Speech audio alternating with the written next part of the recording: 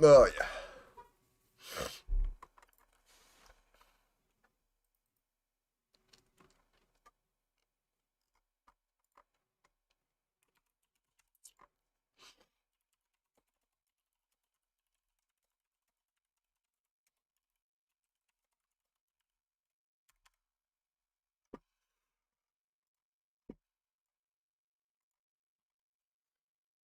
The world is a song that we're singing.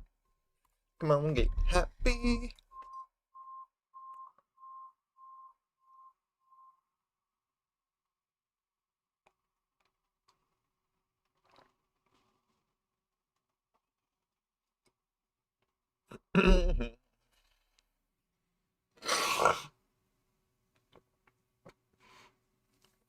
Oh, yeah. Oh, yeah. You guys had to see it, man. I ran back upstairs. The rain started coming. Then the wind randomly gusted in. It was pushing it at like a 40-degree angle. I make it back upstairs. Freaking half this mouse pad drenched. Ridiculous. Lucio, how we doing, brother? Happy Friday.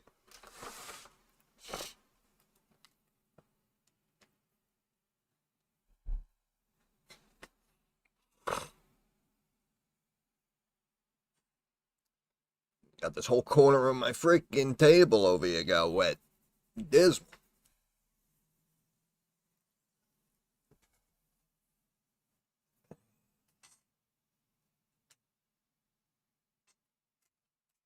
You're unbelievable. Oh, bang, bang, bang, bang, bang, bang, bang, bang, bang, bang.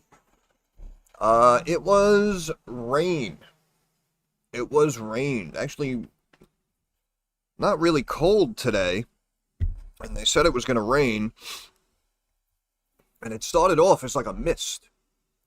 And then all of a sudden it started coming down. And right as it came down, like I said, the wind picked up and was just pushing it right into the freaking room. Couldn't even make it upstairs in time. Hey, Killian, happy Friday. Well, yeah, it happens. It's whatever. I mean, it seems like we made some decent calls here. Obviously, RIVN apparently taking over the world. I have no idea. I have no idea.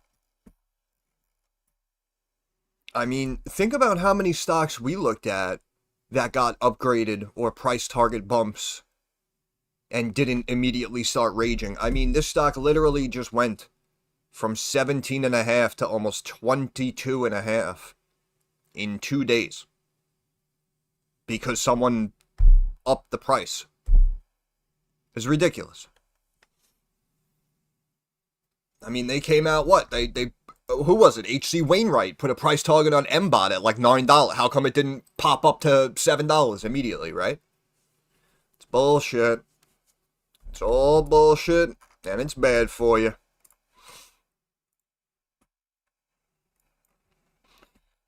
It sucks that I was early with RIVN because chances are Monday, Tuesday, probably going to drop it right back down to like $18 or something.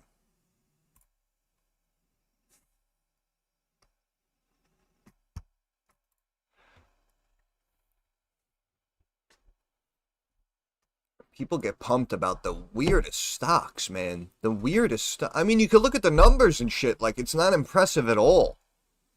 And then some schmuck out of left field. Oh, yeah, they're coming out with a new car. $26. What? What? Nobody wants the cars they have. You think anyone gives a shit about the new car coming out?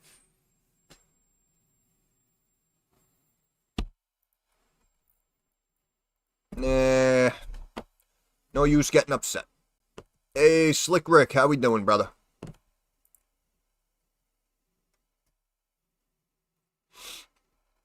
Yeah, I had a feeling the yields would pop up green, too, which is why I mentioned the TLT play.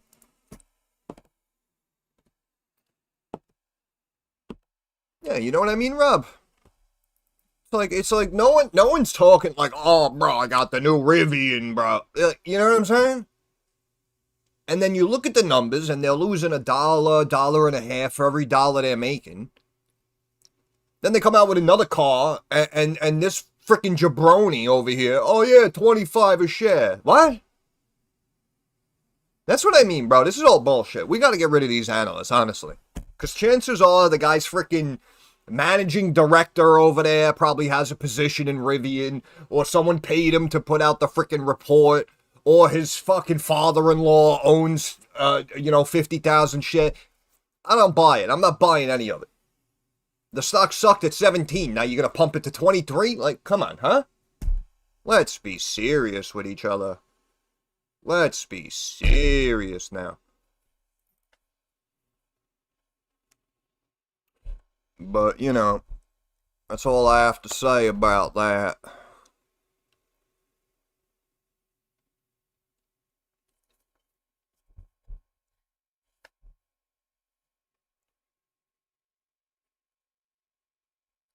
Yeah, they're keeping a lot of good ones down. And they're just pumping these random stocks. And people were talking about their battery or whatever the fuck they did, right? Oh, RIVN came out with a battery. It's like no one wants the cars. You think they're going to buy the fucking batteries now?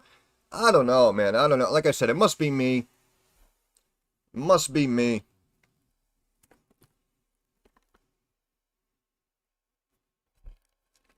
See, this is why it's not what you know, and it's who you know.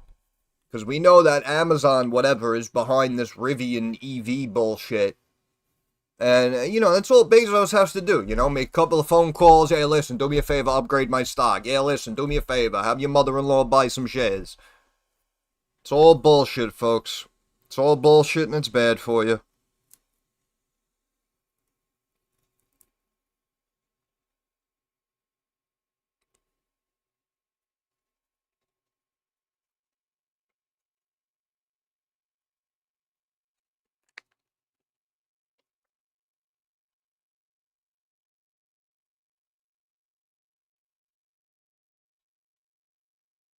Yes. That expression that is as old as time came from the movie that came out 15 years ago. Yep, you nailed it. You nailed it.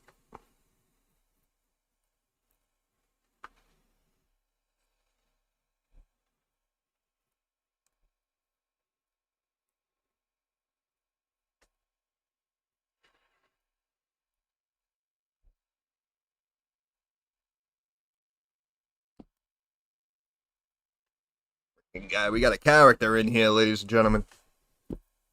This guy's a character.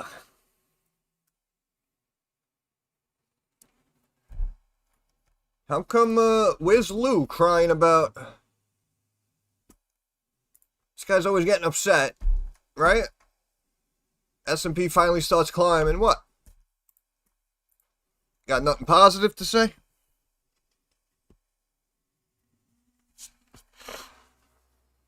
Right? It's like our parents used to say, you got nothing nice to say, don't say nothing at all. Yeah, son of a bitch. S&P, high of the day. I said spike calls because we were, right, flattening with the tightening, so we were gonna pop up.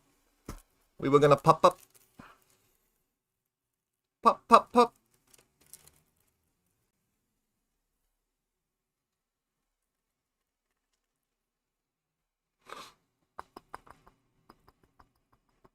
Oh, yeah. Oh, baby, I love you.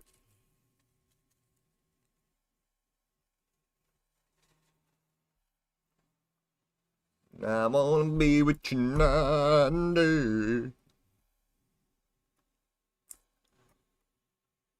Yep.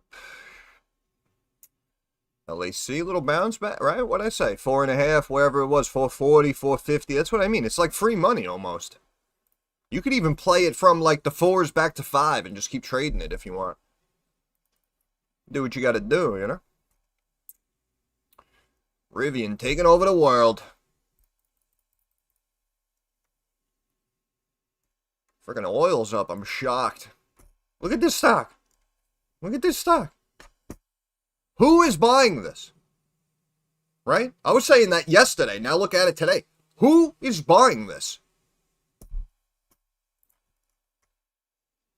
27 billion market cap. You know, man, I swear I'm gonna write a letter to the SEC. I'm not even joking. Not even joking.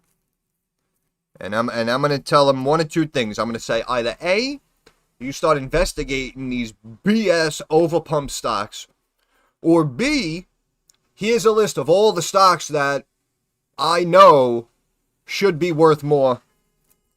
So why don't you go ahead and start pumping these names? It's going to be one or the other.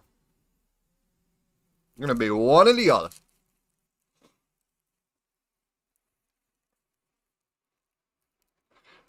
Yeah, I don't know. People always tell me it's about the RSI. I don't know. I don't know. It is until it's not, right, gang? It's all about the RSI until it's not. It's all about the, oh, check the price action, yeah, until it's not.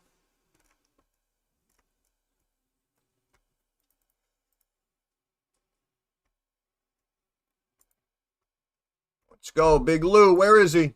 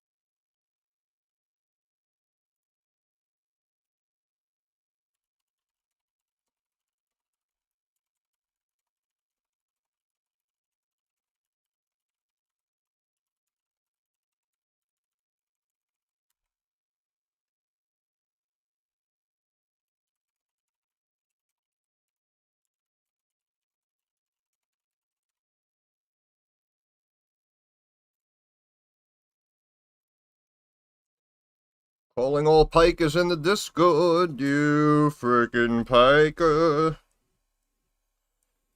Rivian put where? Rivian put where? Spy at high of the day. Yeah, but it doesn't matter. Rivian put where?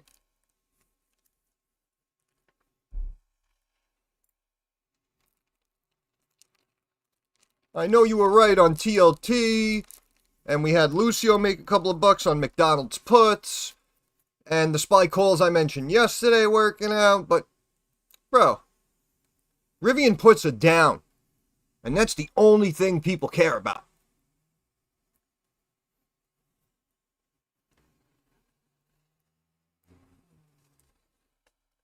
Out of all of these trades you talked about this week, Derek, Rivian puts are down. It doesn't matter what anything else did.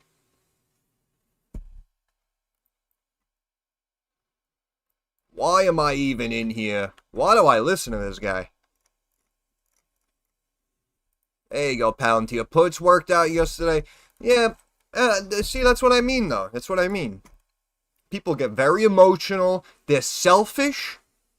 They're self-centered. It's all about them.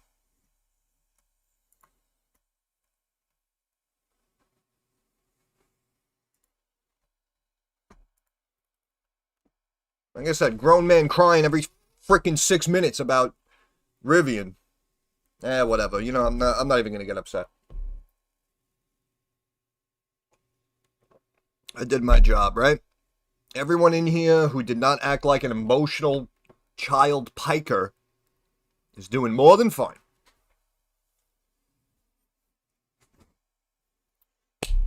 That's it. That is true. That's what it comes down to. Is emotional damage.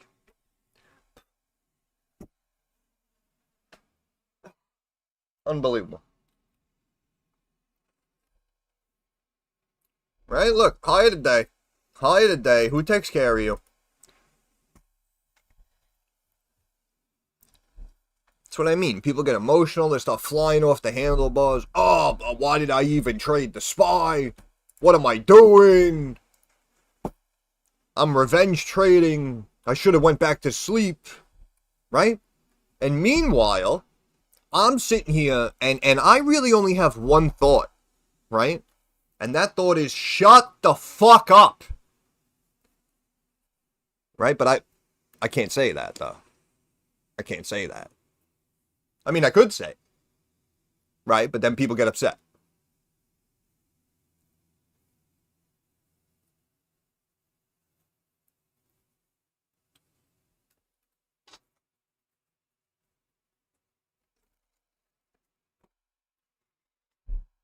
Everyone gets so upset. And then, of course, once they waste time, lose money, miss trades, then they'll come back to me and be like, oh, you know, everyone's like fake, and I need someone who's just, you know, real and just gonna tell me how it is. Bro, you don't want that. You don't want, because as soon as I do it, people leave. They start, right? They start with their swan song. Oh, and another thing, this isn't how you should do this, and I had an opportunity for you. All of a sudden, these people have these huge freaking soliloquies on the way out the fucking door. You notice that? Didn't say shit for months. But now all of a sudden, they got so much to say, right? Some bullshit.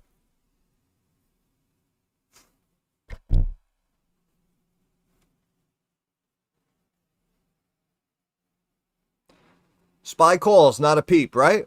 RIVN puts down. Oh, that's all we talk about. Like, I can't, bro. I can't. If I was able to go 10 out of 10, why the fuck would I be here? Essentially giving it for free to most of this community. People make me laugh.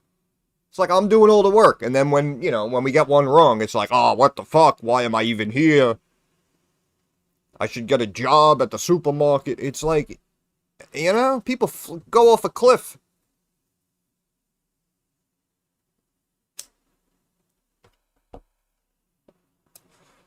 Meanwhile, you guys who are active, paying attention, right? Like the saying says, you get out what you put in. And you guys are putting in more. That's why you're getting out more. And you guys in here, like Killian, I mean, Slick obviously paying attention, building up the knowledge, building up the experience. We got people like Deli, right? Lucio's in here when he can be. He'll run some trades. He usually makes a couple of bucks. And that's what I mean. You guys are in it to win it. And for the most part, we're right more than we're wrong. And that's why, you know, these people who do their own thing and then, you know, on a Wednesday afternoon, they'll randomly decide to listen to one of my trades. Like, yo, with all due respect, if it doesn't work out, I don't give a shit. And I've been saying this for weeks now, right? It's a numbers game. You got to play the numbers. If you randomly listen to me finally and you bought a RIVN put and it's up today, guess what? I'm sorry, but I don't give a shit. That's the way the cookie crumbles. Be a big boy, right? Move on to the next one. Hey, Lou, was just talking about you. How you doing, brother?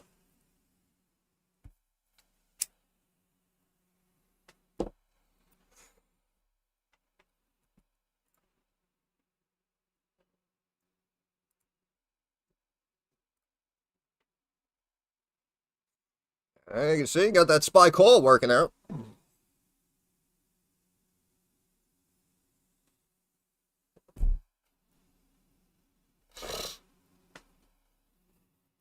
It's good. It's good to have thick skin. It's good. Because, again, you know, if I keep calling people out for costing themselves money, and then they get upset at me, I don't know how much more of that I could take. So I'm glad you have thick skin.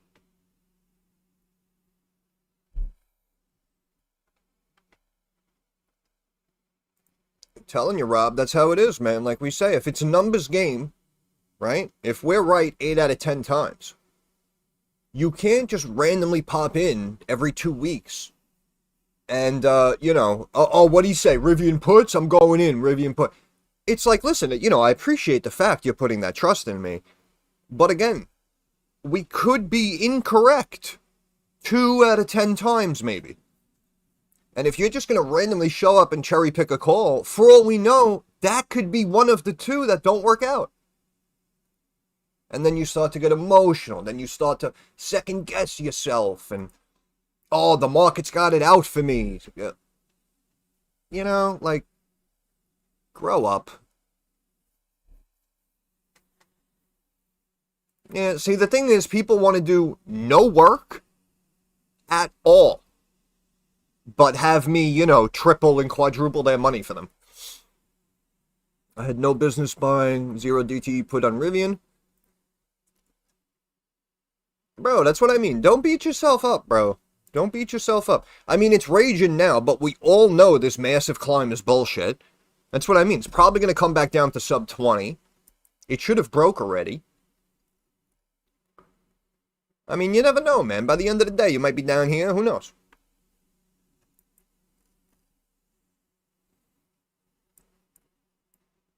But hey, listen. See, like the way you said that? Oh, I had no business. That's all hindsight, brother. That's all hindsight. Because when you bought it here, if it reversed and came back down to 19, right, it would have been massive. So that's why I say, like, listen, you know, something like that, yeah, it's a gamble, it's risky, but with risk comes reward. That's why we do it. You took a shot, you missed. Now you move on to the next one. End of story. Right? End of story. Again, S&P up here, right? I mean, SPY call's doing well for you, right? Or you didn't buy them? I don't know.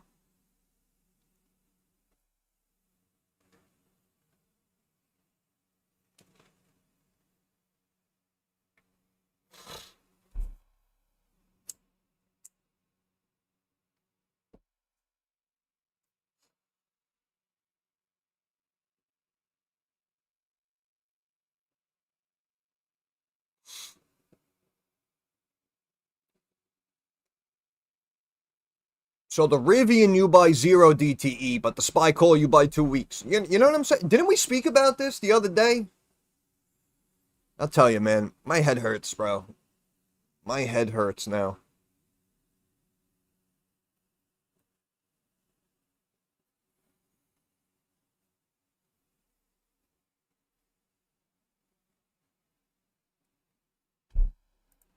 But the good news is, it's Friday. Thank God it's Friday. Look at AMD storming back. How you doing? Not too shabby. Oh, baby.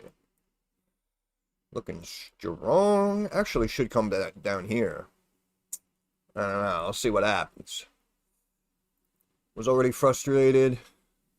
Alright, fair enough. Whatever. Whatever.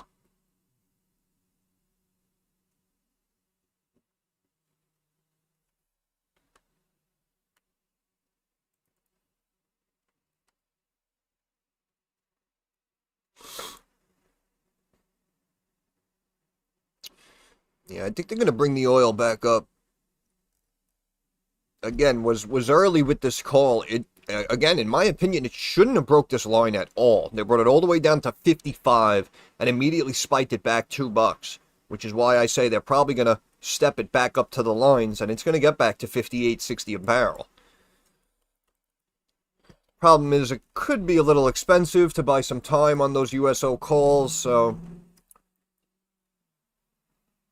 could always look for something else.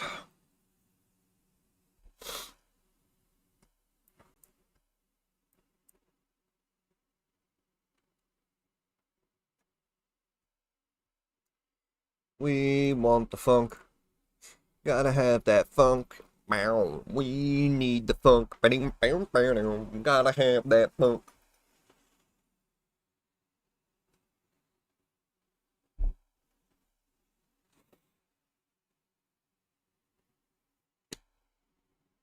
Oh, hello. Nice to meet you. Happy Friday.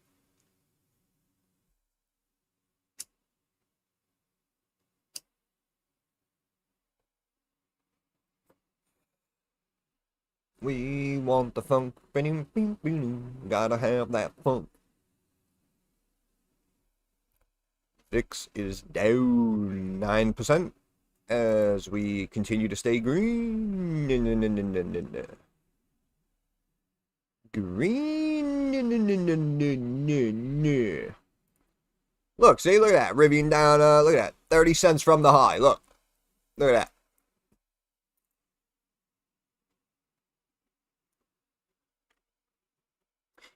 Yeah, I'm going to tell you, Lou, with something like that, bro, with the RIVN 0 DTE, you got to be in it to win it, bro. And what I mean by that is, like, if you bought one here and it continued to rage, like, you had to double down again. You had to double or triple down and just try to catch that smaller break so that you can either break even or get in the green here quick. No. But again, as we know, it's all hindsight. Don't beat yourself up.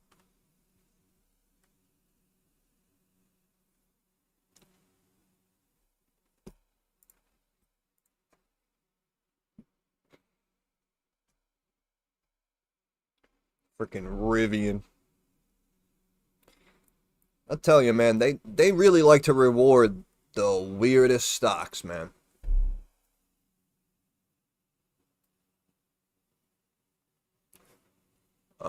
Least owns his own, many look for others to blame. That is true. That is true. The difference, though, the reason why I beat him up a little bit is because, well, first of all, it took him a year and a half to start listening to me. And second of all, you have to try to keep the emotions at bay. And I know it's very difficult.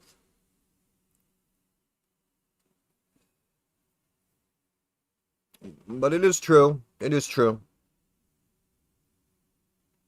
I appreciate you not blaming me every time something goes down. That is big.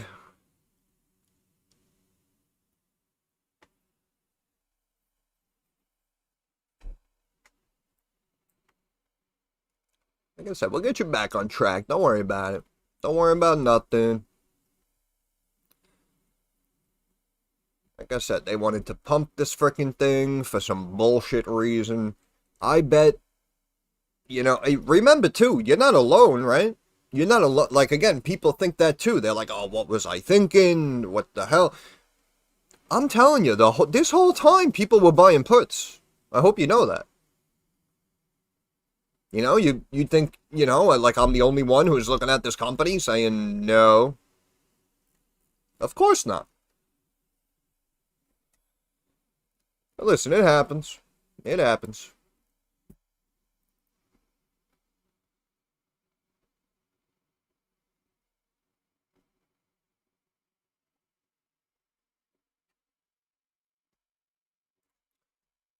Campbell's has been, yeah, very quiet.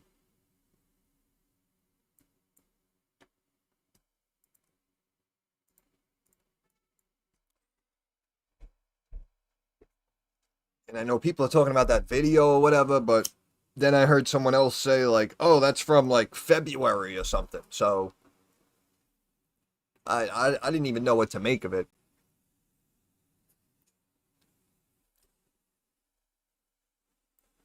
But I personally do kind of like Campbell's here. I kind of do.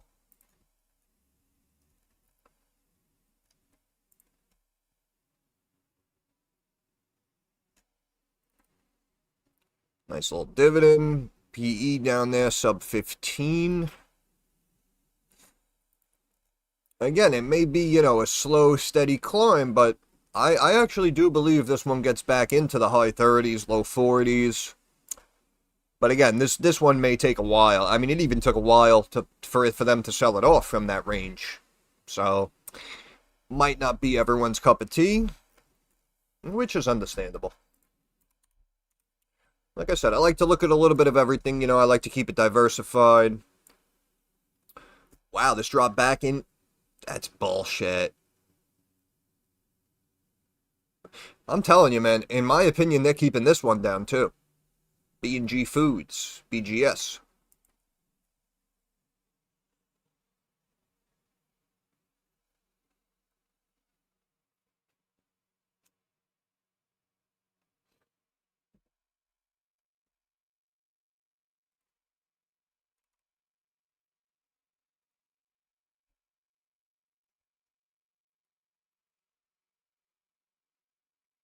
Just remember, folks, like I said, what do we have here?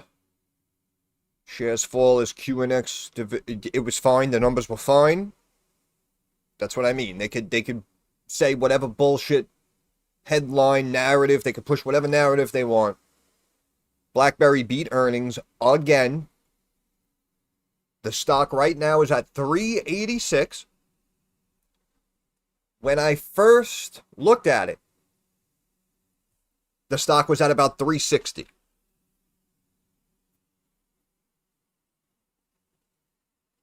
Okay, does everyone understand? Does everyone see this?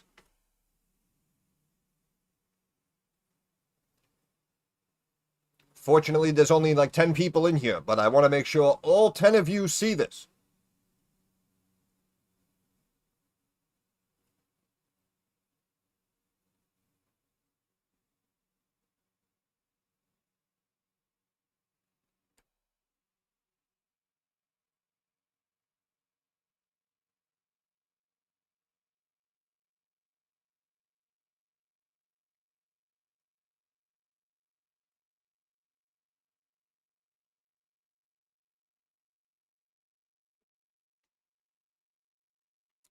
Yeah, around $4. I mean, in my opinion, it's a pretty decent fill.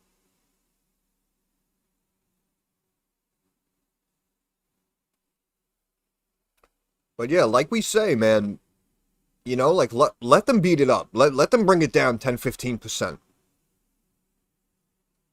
It just helps it set up not only for the next leg higher, but also, you know, if you guys potentially have a few extra bucks, you could take advantage and add to the position.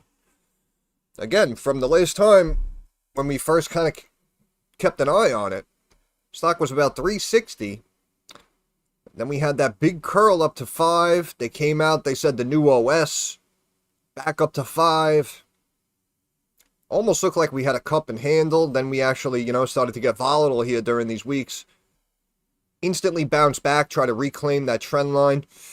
Yeah, I don't know, man. Honestly, we looked at the numbers yesterday. You know, I mean, if they didn't want to pump it back to 5, I guess it's understandable because, you know, it's still up nicely from here. But to bring it back down here, I think, in my opinion, I think sub 4 is a little extreme. Right? What was this? 394.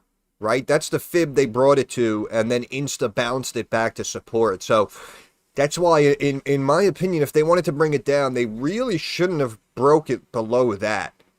And it kind of should have started to gain some momentum at around that 4 level. So, you know, again, I know it, you know, it's down a little bit from your 406, but I don't think 406 is that bad of a price. There's the price you bought back in August. Yeah, no, it's crazy the way it happens sometimes.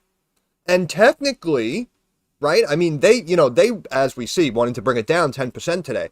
But technically, right, we were looking at it back here, like you said, August. Earnings B, good news, OS, earnings B. Right? So it essentially went up and right back down to where it started, even though since then we got 2 earnings beat and some good news.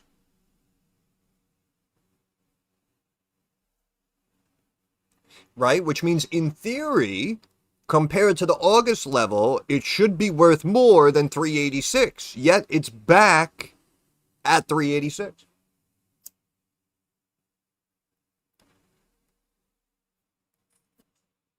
That's why I always say, work smarter, not harder, baby.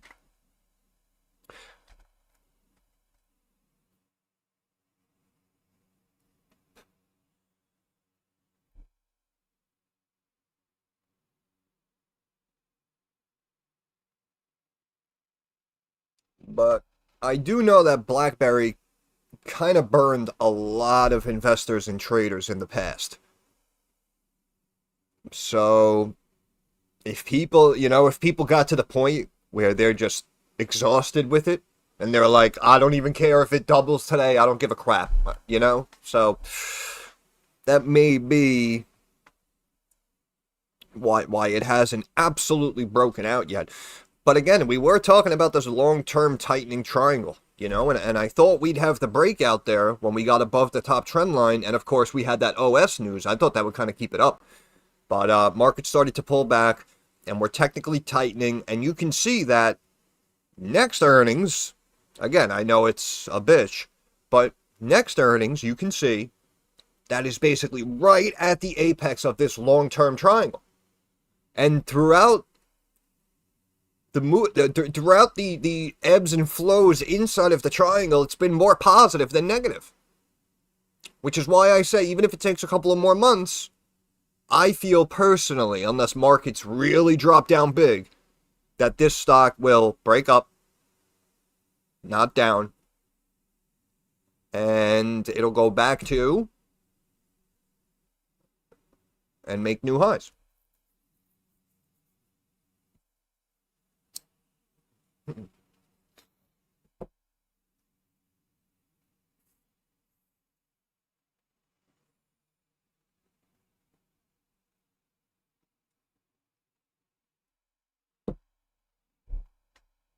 That's why I say sometimes you gotta look when no one else is looking, you know?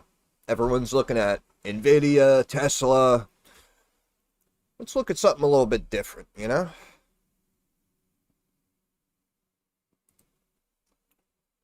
Psst, look at this stock with this bullshit.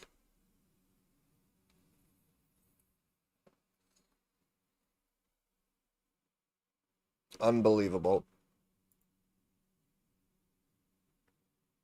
Unbelievable. Still losing freaking 70 cents a share. Just remember, this thing IPO'd at what, like 70? Look at this. What a crock. What a crock. And it's literally being pumped because some jerk off said something. And, you know, Jeff Bezos. The fuck out of here with this shit. Right there. What was that low right there? 2280. So, I mean, that, you know, that could be the gap fill maybe at 2280, but this thing should come crashing down.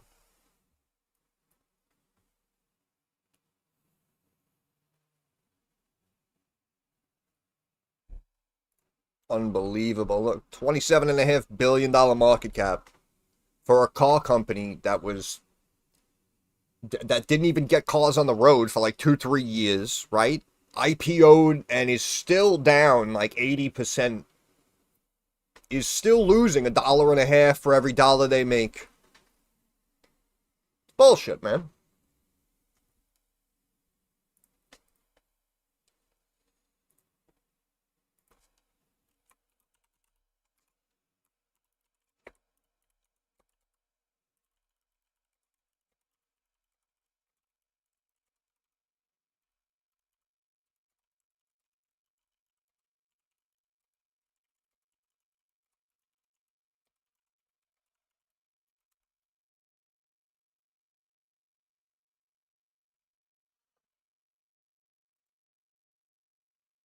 The RIVN puts, baby!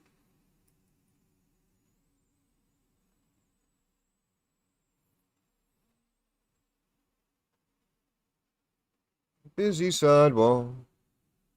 City sidewalk.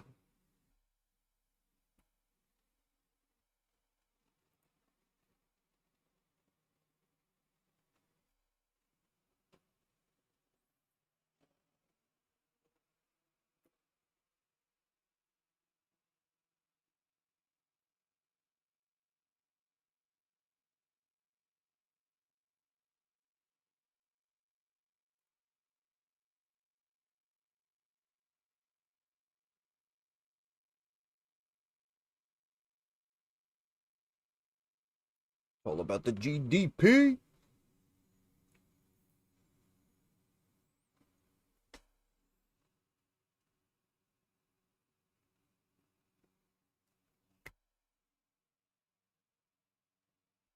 About a G thing, baby.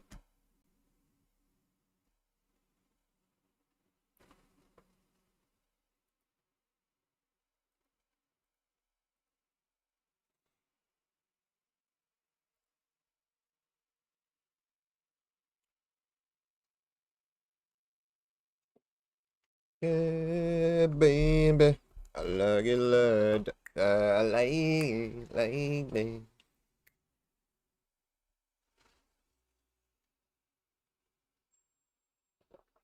Haven't heard that song in a while.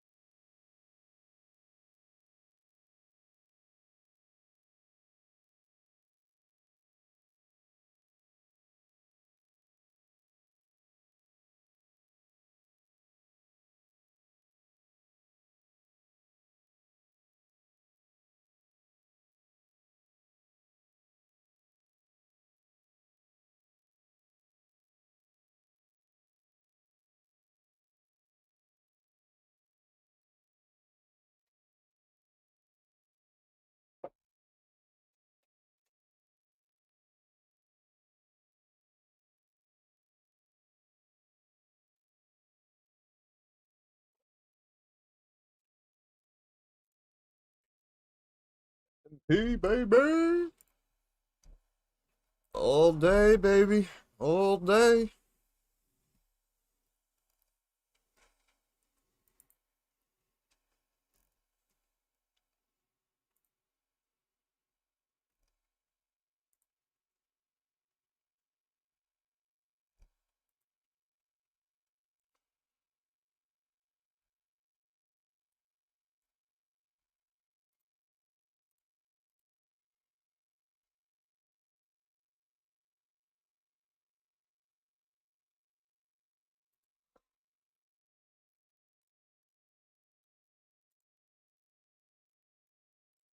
Starting to lose some steam.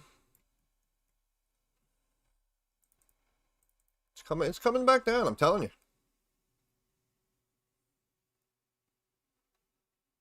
It's going to drop a point right here. It's going to drop 1 point right here.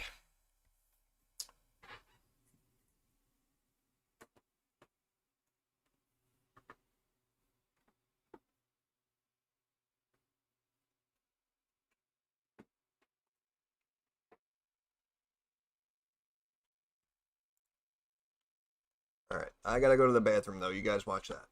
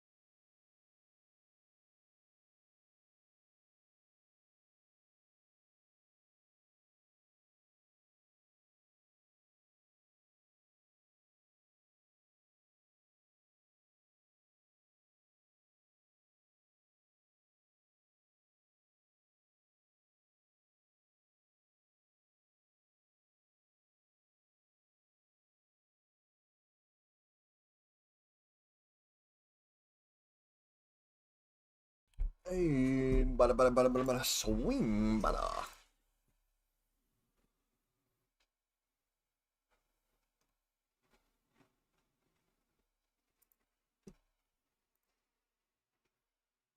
Let's check the old Yahoo Finance. See what they're talking about.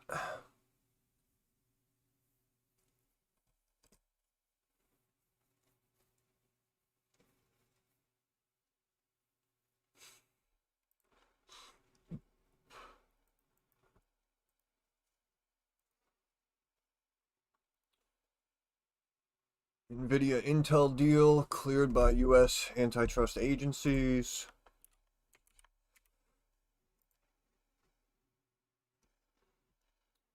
Nice. 5 billion. Son of a bitch. Oh, she's looking good.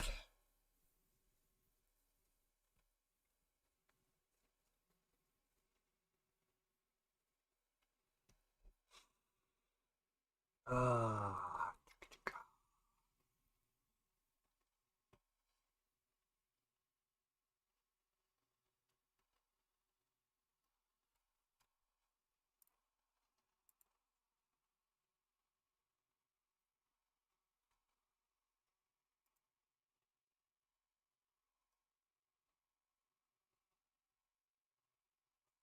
Look at ASTS. I love it.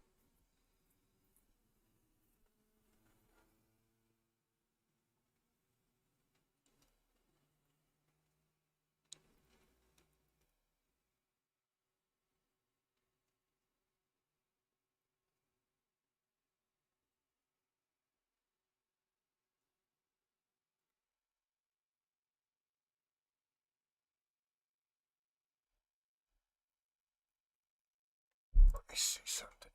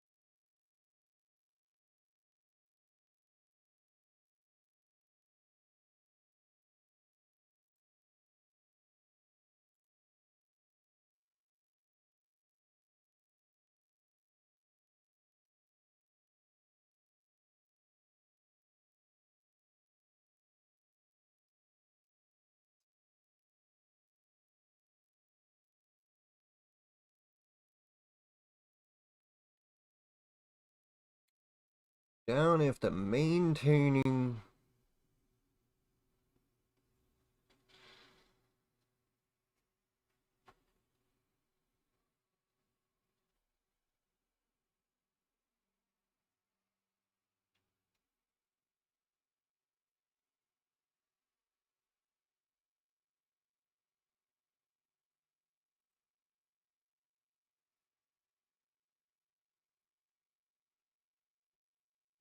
Seems like a pretty big drop for a small statement.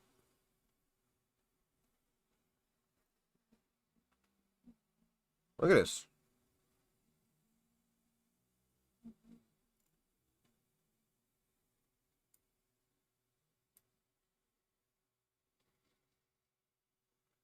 That seems like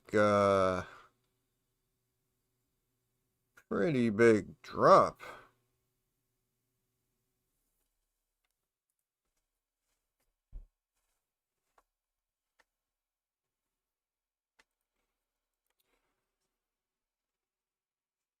Look, see what I mean? Doesn't even say hello. Comes in, talks about himself.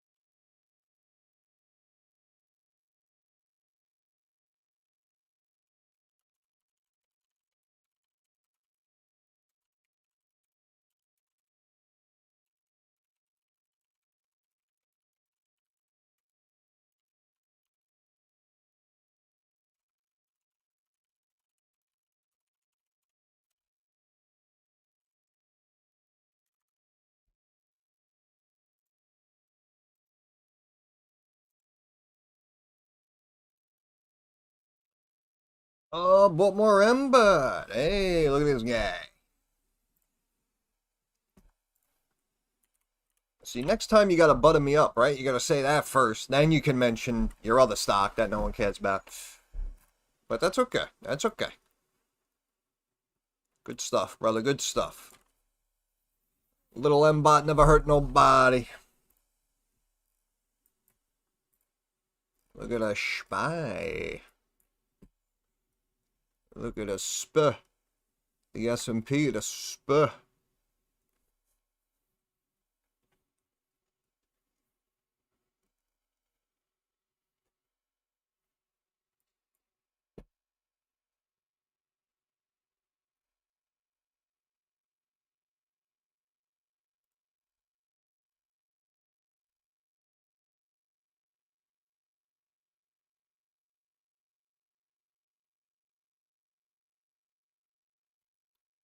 Yeah, if we can get above around 68.40, we should have a run up to about 68.50 and change.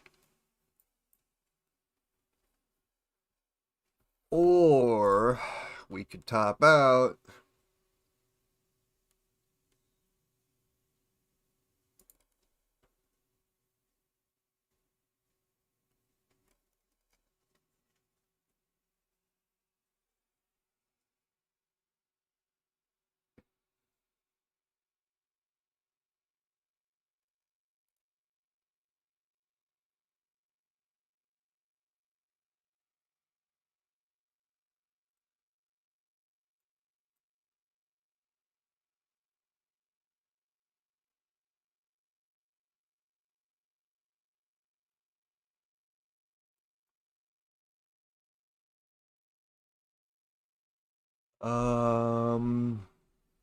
Yeah, if it pops up, yeah, secure your profits.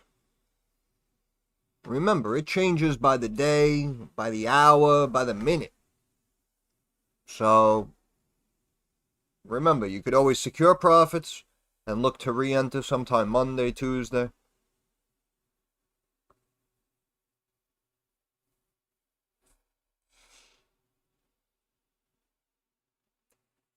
Looking for that 68.40. Let's see if it's got the juice.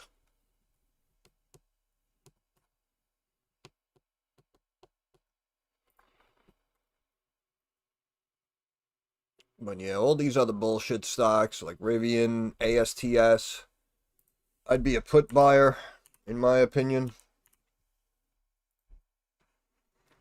Look at this bullshit. It's Company is not doing anything. Freaking $30 billion. Come on. With your nonsense.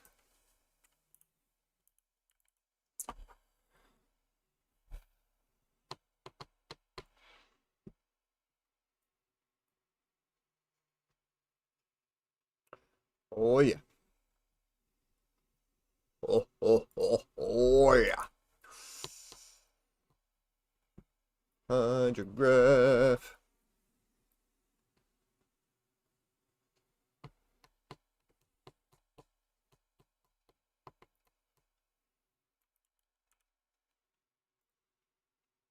Nokia.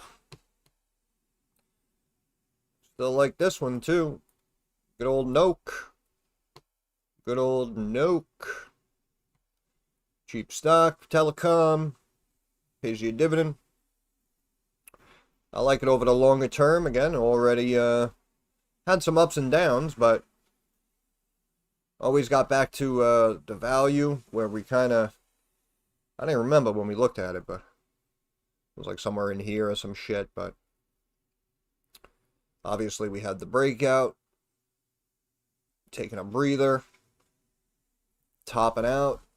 See how it's topping out, tightening, retesting that fib, ready to skadoosh, pop back up and out.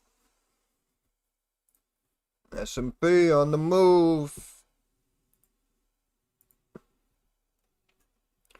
68.40 on the button.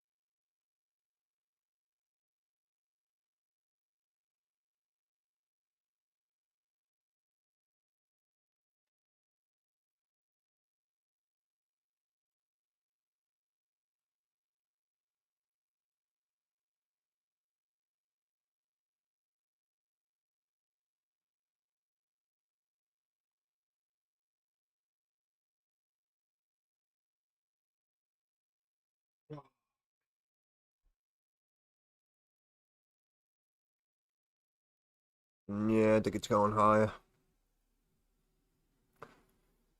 Can you take me higher? Ding, ding, ding.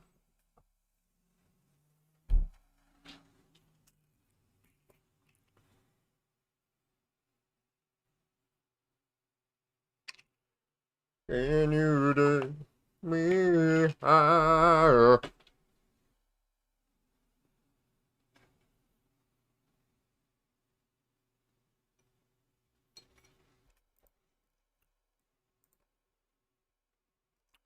Dollar be dropping.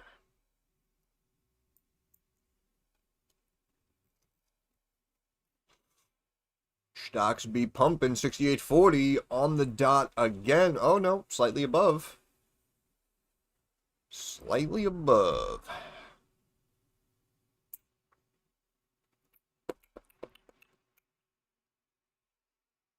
She's a fighter.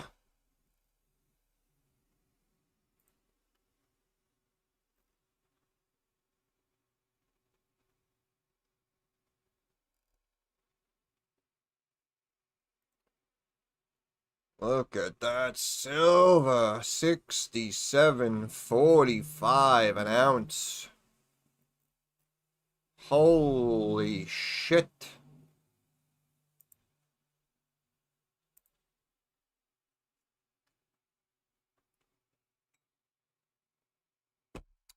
Holy shit. -to.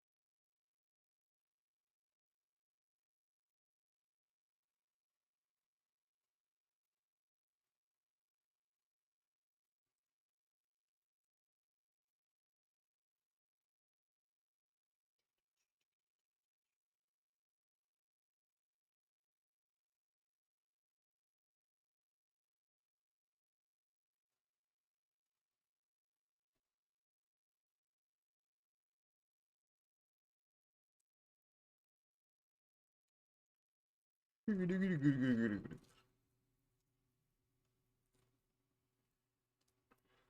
the legend of the rent was way hardcore.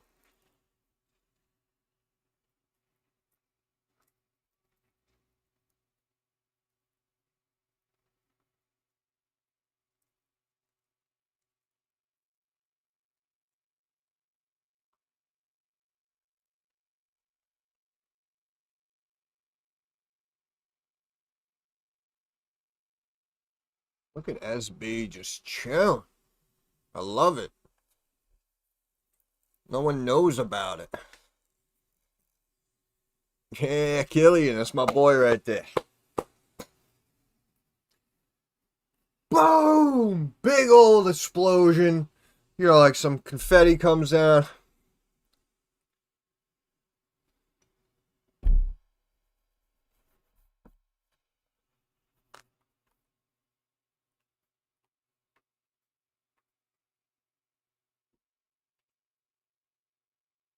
Oh. I think we do go a little bit higher, actually.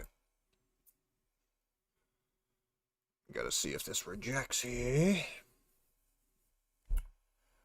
Looking for the rejection. Rejected. Yeah, Bitcoin's up 2%. I know they've been beating that up. Yep.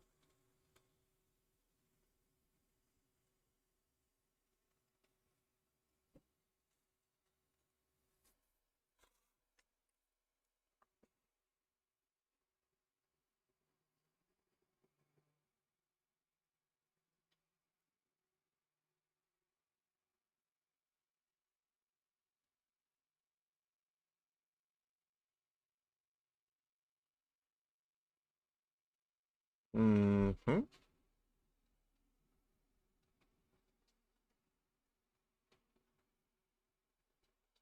Do they bounce it?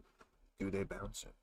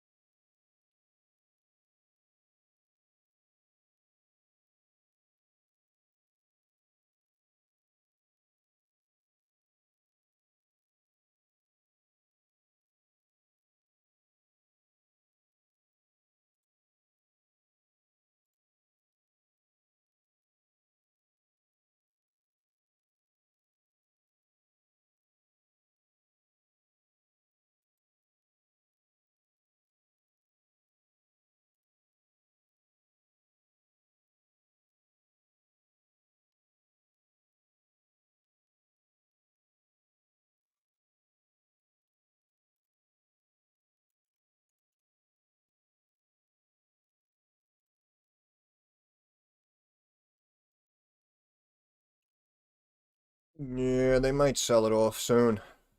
Jeez.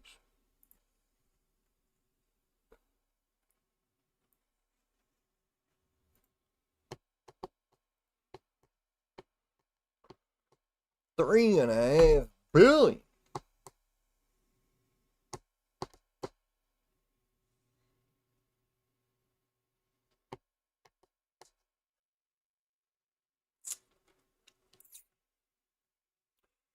I don't know, it might be time for the Ondas to sell off.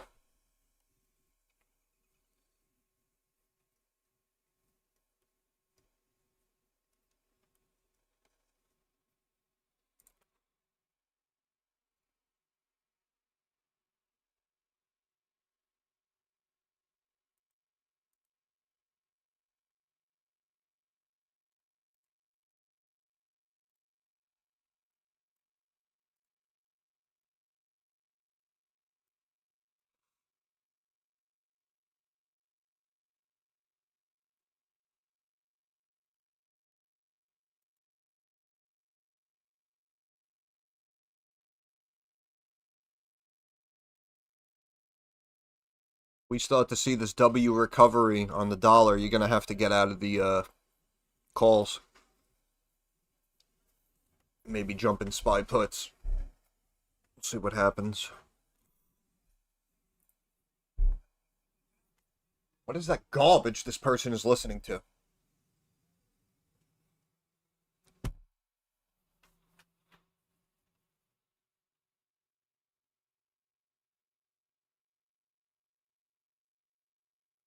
Hey, there he is. What's up, Walma? How we doing? Happy Friday.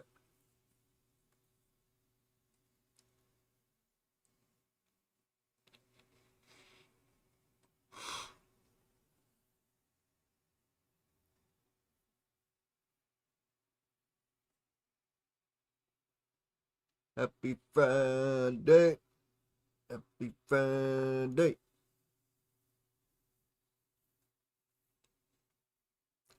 Hey, there we go. That's what I'm talking about.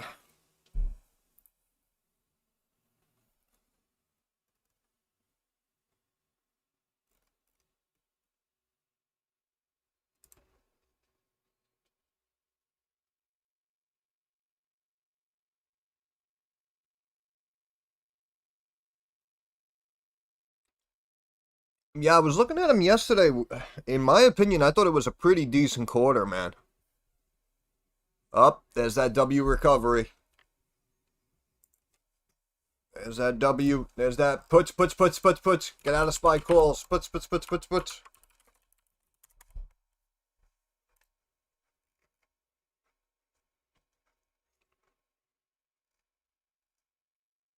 We're moving. We're moving.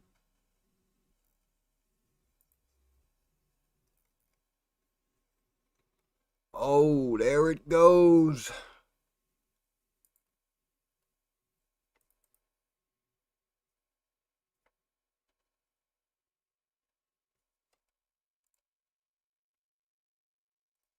Yeah, I thought it was a pretty decent quarter. Numbers seem strong. Again, they cited, like that cash flow increasing and everything like that. I like it. So they almost brought it back down to where it was when we first found it. So I just think it's an opportunity.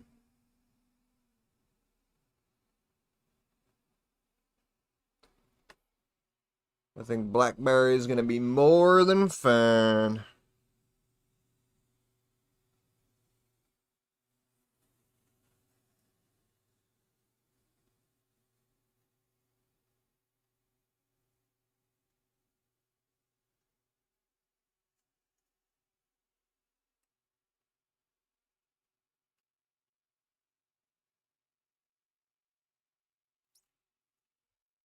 Going now.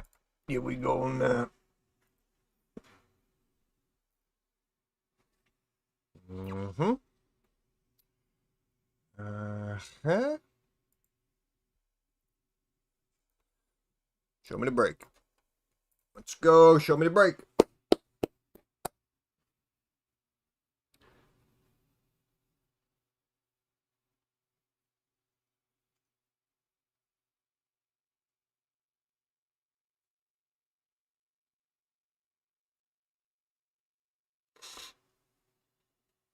And these are the brakes. Break it up, break it up, break it up.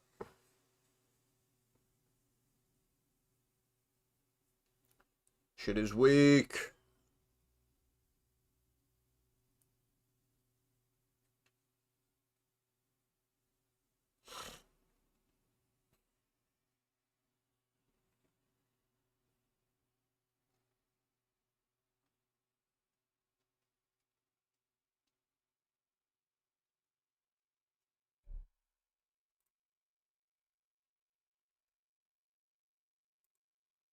Dollar rising.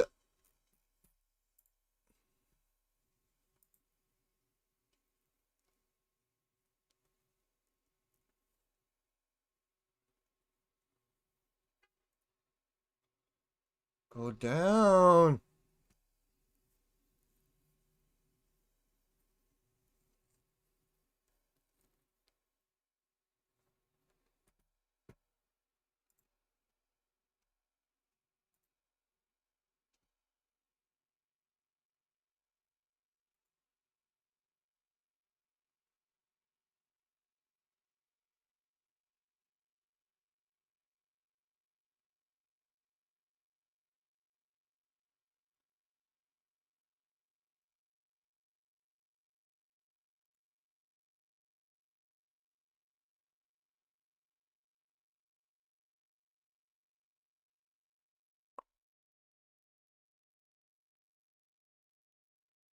La la la.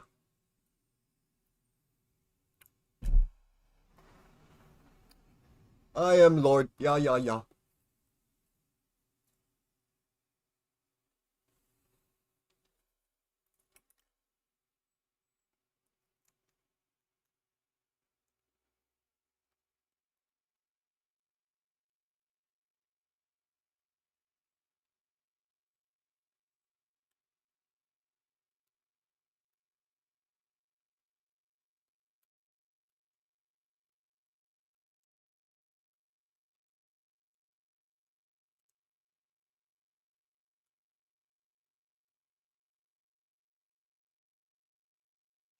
Hey, it's our buddy Murray. What's going on, brother?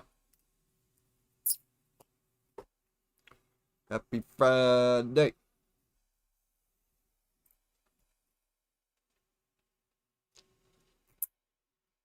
Oh, yeah, we're gonna drop here. Let him watch. Let him watch.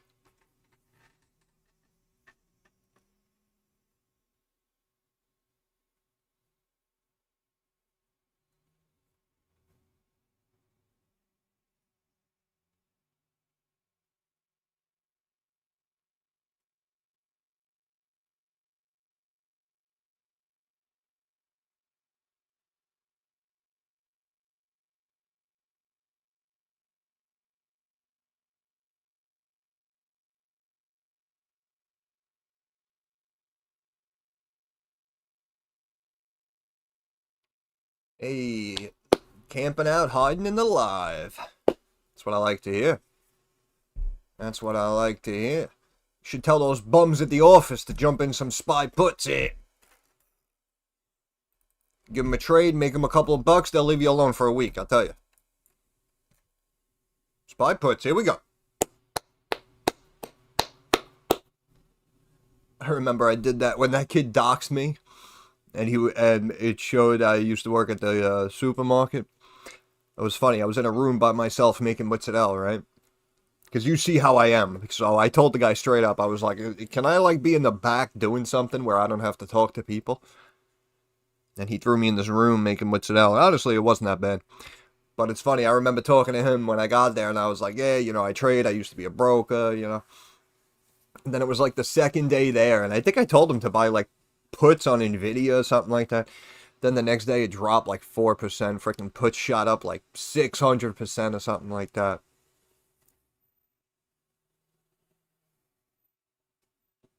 Then he would randomly come up to me like, oh, hey, you, see anything you like?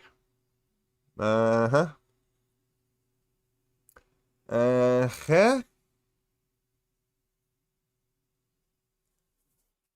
S&P dropping.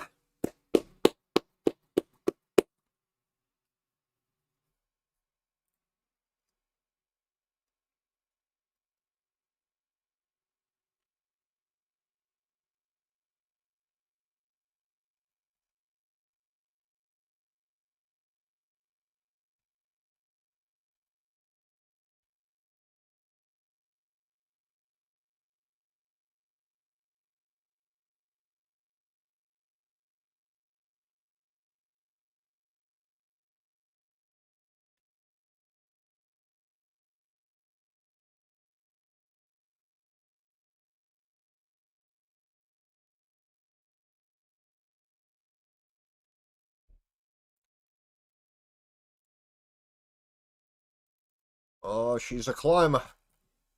She's a climber. Alright, you watch that. I'll be right back.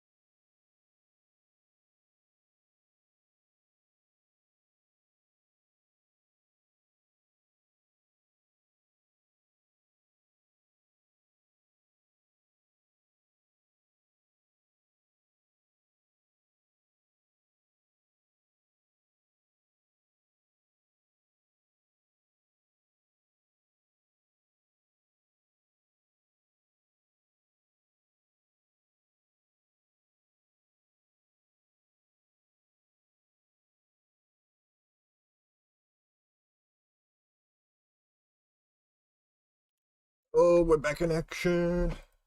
What we got here? Hey, Marcel, how we doing? Happy Friday. RD, happy Friday. Doing well, doing well.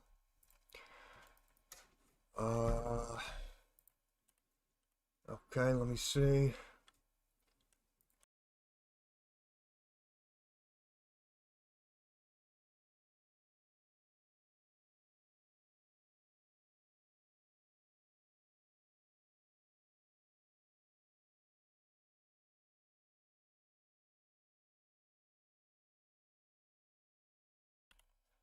Alright, let me see here. Sold the Coleman, you said, made 70. Couldn't take the put, no more funds. Alright, brother, alright. Last exam for the year. Let's go, baby. Lock it in. Lock it in. Spy puts, baby. Spy puts. All right, Lou. Have a good weekend, huh? Stay positive, baby. Come on. We'll get you in the green. Don't worry about it. Don't worry about nothing. Dollar still climbing. Spy puts. I like the spy puts. I love you, brother. You hang in there. You're gonna be more than fine. Don't worry about it.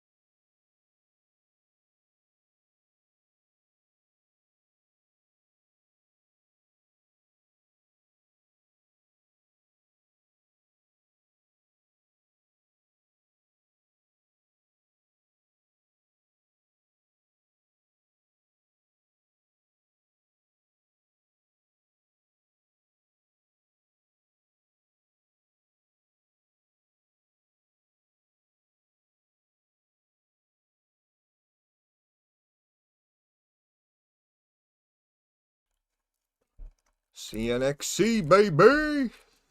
On the move. On the move.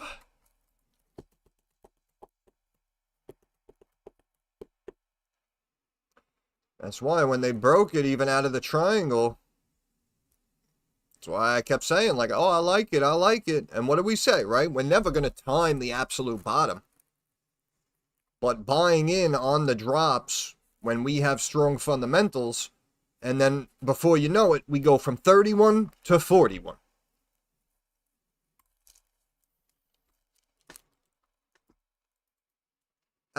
Absolutely beautiful. Yeah, LAC, nice pop. Like I said, again, LAC, when you see it like low fours, sub 4.5, it's been bouncing right back. So that could definitely be a good trade. ASTS slipping. Why does it taste so sweet? Yes, sir. Yes, sir. I love it. I love it.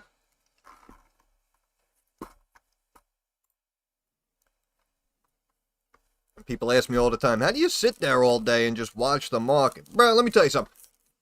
When you're this good, it doesn't even seem like work to me. Hey, Dubs in the chat.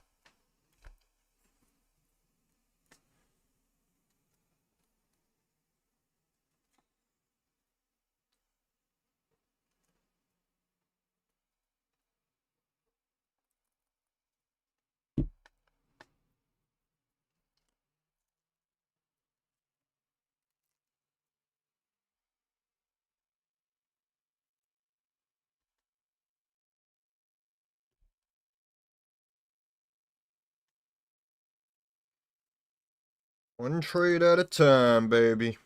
One trade at a time.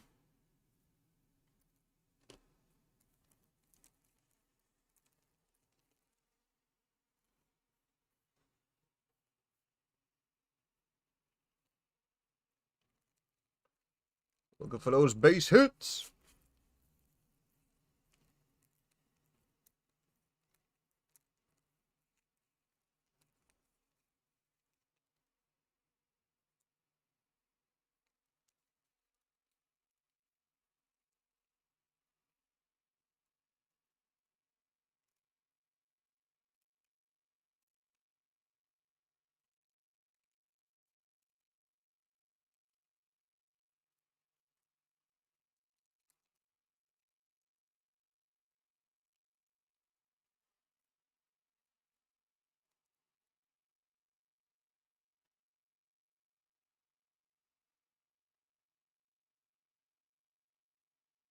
We want the funk. Gonna have that funk.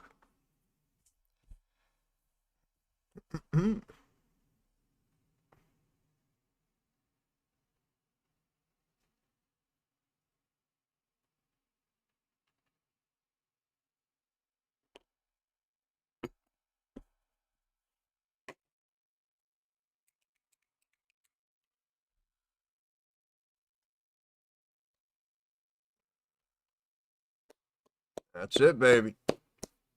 That's it. Chef Curry with the pot, boy.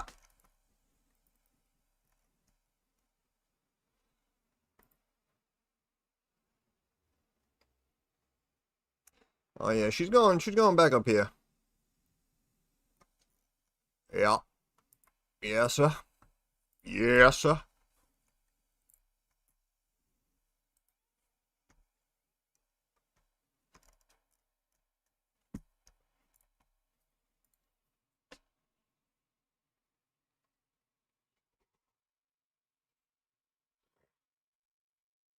Oh yeah. One trade at a time. One day at a time.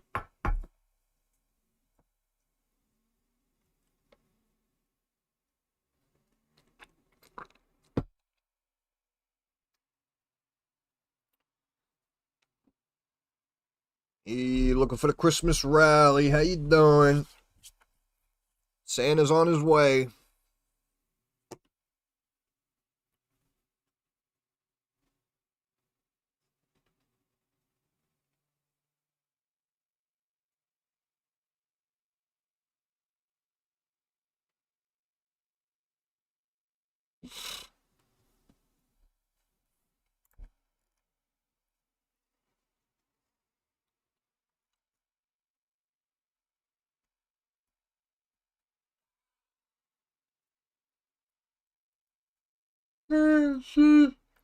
Excuse me.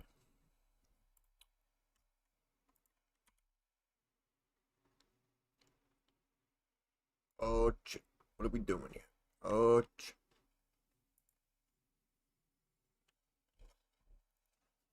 oh, wow, actually accidentally hit the record button. Oh, snap. I made a video recording inside the live stream. YouTube Inception. We're on the way.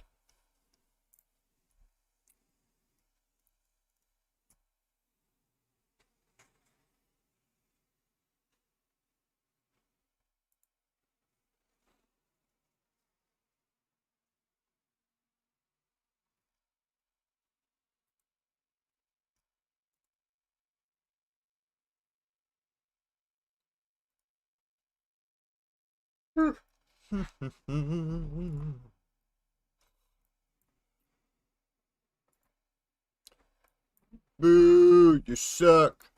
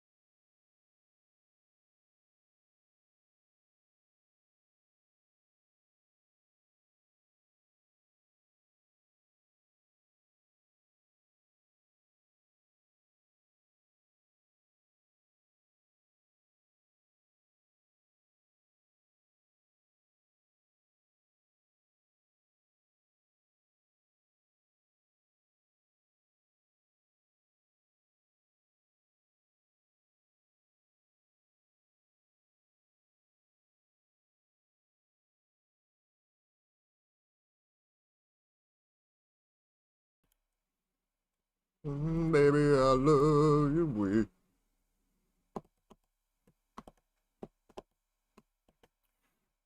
Hearts in the chat.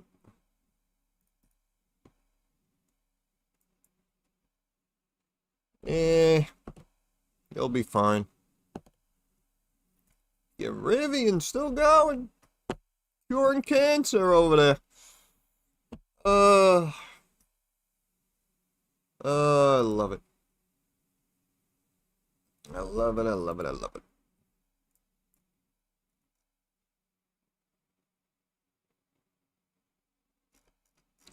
Oh, because one guy said something. Man, I tell you, like, these analysts, these freaking... What's his name? The kitty person, right? The cat with GameStop. I tell you, man, we're doing this wrong, man. We have to make a manipulative social media community. It's no longer about showing who's who, right? Because we already established that, and nobody gives a shit. So now I think we might have to start playing the game, and I really don't want to. I was looking at the dollar chart. There's small gaps sometimes. What does that mean?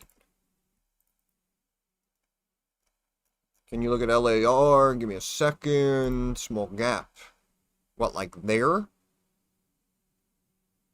How about a gap down? How about that? How about a gap down and now we gap up? How about that, huh? How about that? So, basically, what that means is that the bid and the ask price, right? The bid is what you get on the sell. The ask is what you're paying for it. And what that means is, you know, at times the margin could shift or a big order could be coming in at a lower price. So then you see the gap down or the gap up. But usually, see here it gapped down and it continued to fall. But usually when you see, right, like we close here and then we gap down, usually when you gap down, it goes back up and closes the gap before it may continue.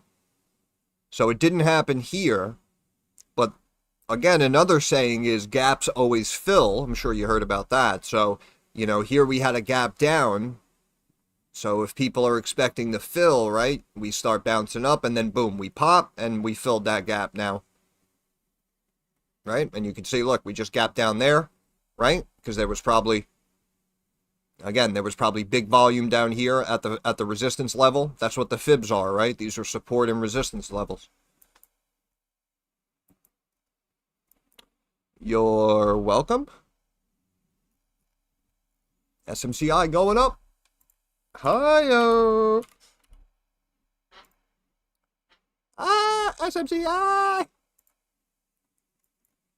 I'm telling you, man, at this price, I mean, ridiculous. I mean, people are beating them up. First of all, we've seen other companies miss by a mile and still go up on nonsense bullshit that they're laying out for the future.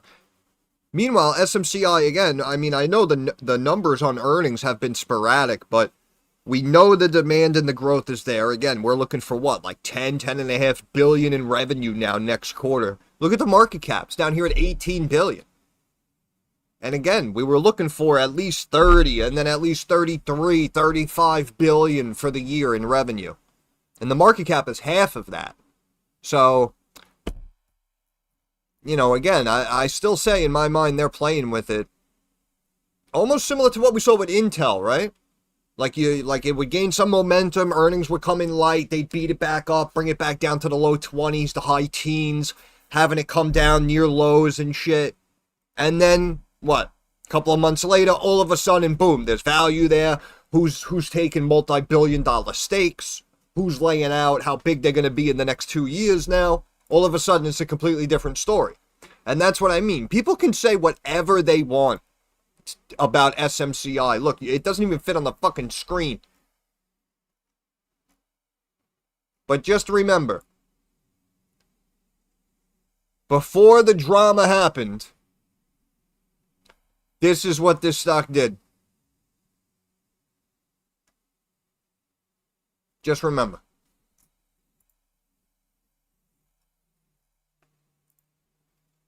Just remember.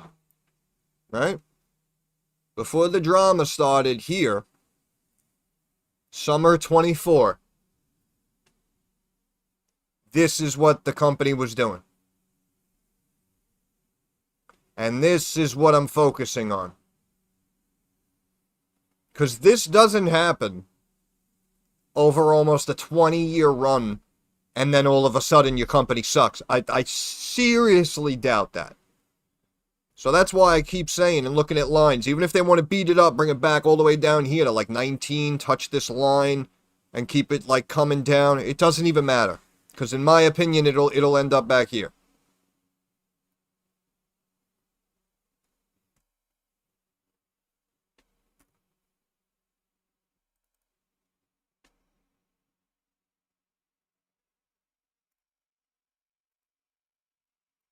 Yeah, man. That's why I say let him bring it down. That's why I always keep telling you guys. Look at the run that something like Rolls-Royce had, right? Now imagine if all of you were able to find the channel at that time. You wouldn't want Rolls-Royce to start raging. You want it to stay at $1 or $2. You want it to have these runs and then these pullbacks back to the lows and shit where you first bought it. You actually want that.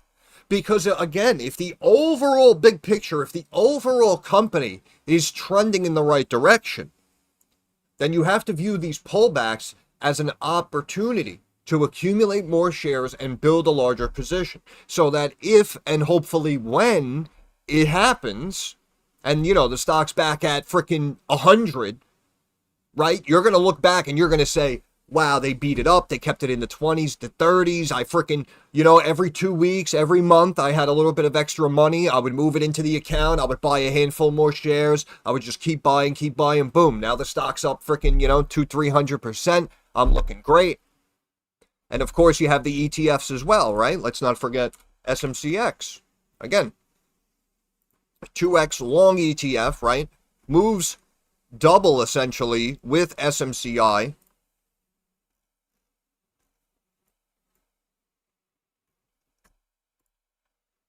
And you have also, what was it, SMCY, right? That's the yield, right? You can see this is the yielding SMCI ETF, right? So overall, it's down with the stock. However, they're pumping out dividends to you.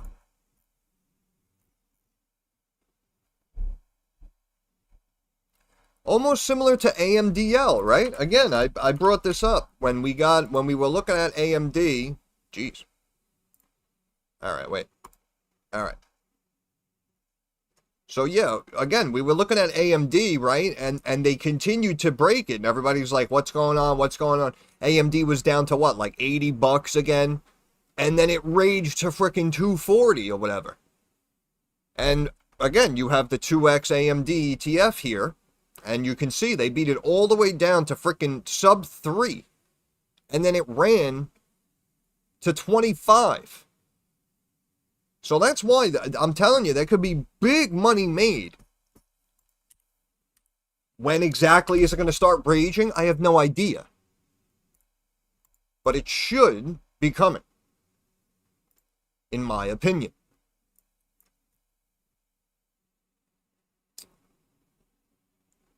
It's something I really learned from you. Opportunities. Yeah, no, well, this is, again, this is why I say, in my opinion, if you see what the company is trying to do, if overall they're trending in the right direction, and again, numbers don't lie. That's why we look at fundamentals. As you said, you know, you're up, you're down, but you trust the fundamentals. That's what it all comes down to.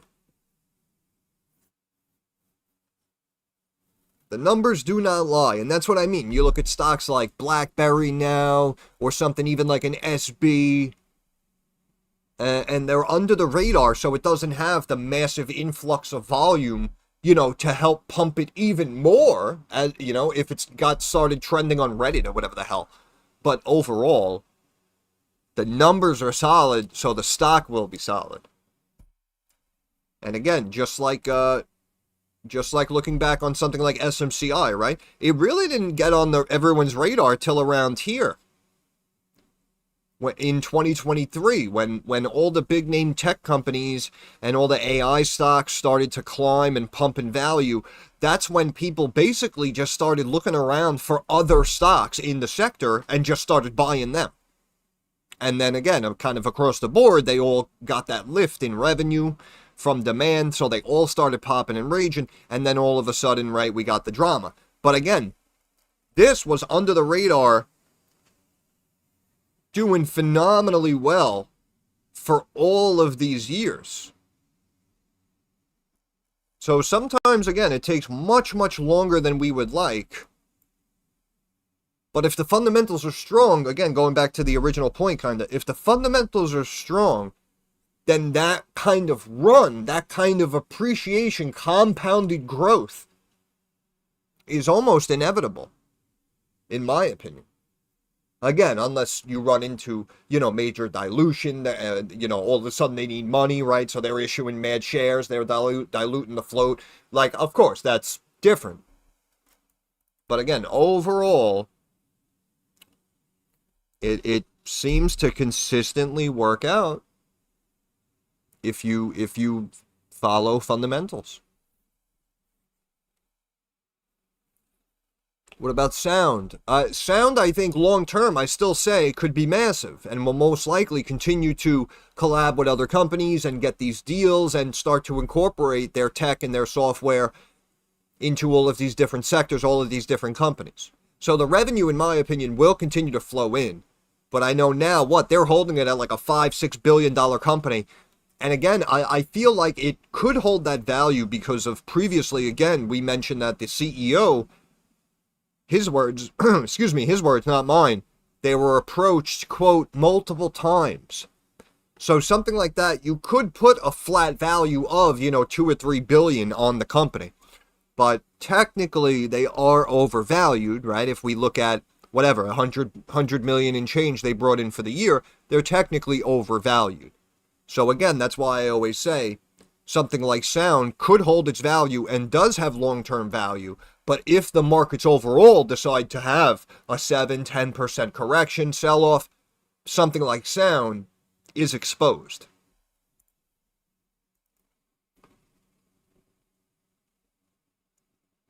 So BB could reach that apex. Yeah, no, BB, in my opinion, BB's going to be fine. It's going to get back to 5 and even higher, in my opinion. When you look at LAR, those big shakeouts... Yeah, well, the problem now is it's moving with politics, right? So every day there's going to be some headline, some update, and that's going to make it move.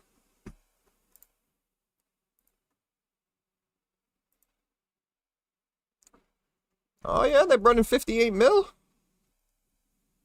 Yeah, see, this valuation right now, market cap sub 1 billion. What's LAC at? 1.3 billion. Right, of course. So the difference is, right, the LAC segment were the ones that received the 2 billion change loan from the DOE, right? So they'll keep it more value there. They'll help it maintain more value there. It did bottom out, though, just like LAC. Again, LAC went down to the low 2s, right? And then all of a sudden it started popping and stepping. So I do think this U-turn is going to happen overall.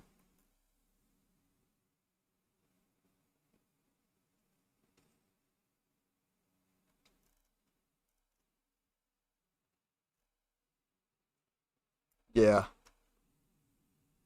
Yeah, it's gonna curl again. Let me see something.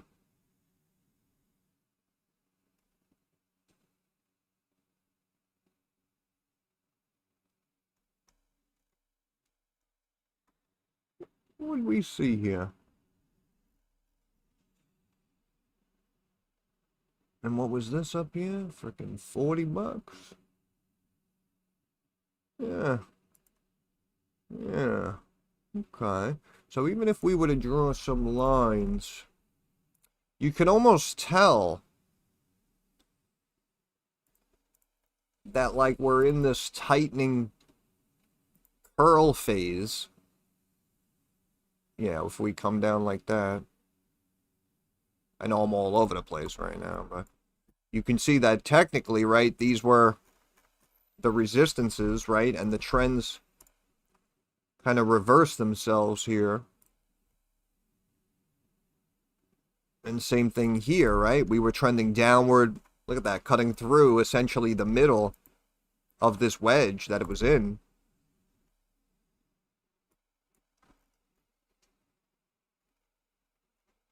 Hold on, I can't. I gotta do one thing at a time here. Yeah, LAR, yeah. 8, 11, and then about 15. I think it still looks good. It's on the move.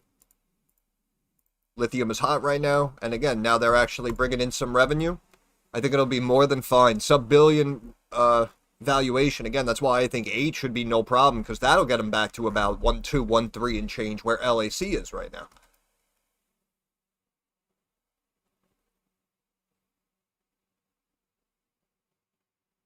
Hey, no problem, Lou. Got your back, brother. Got your back. We're in it to win it, brother.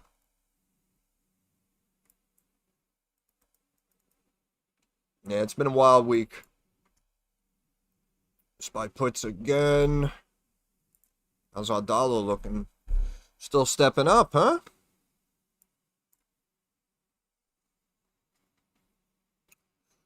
So where was the open? Right here.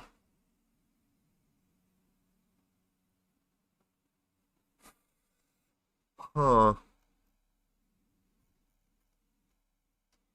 I feel like we have to wait and see if we break above.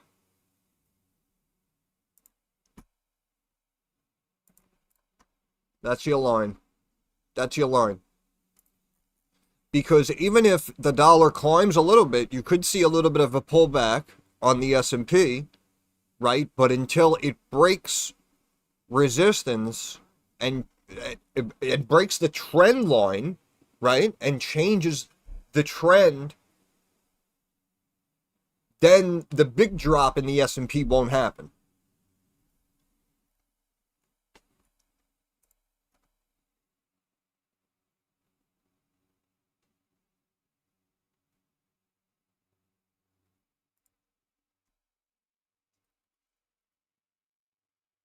I'm going to talk about medicine. Wait, when? Oh, Lord. This guy's talking right now. Also looks like we're in this triangle, right? Early morning, coming into around 8:30 pre-market. Big drop, and now you can see, look, we keep tightening. So once we see this, that'll show us this.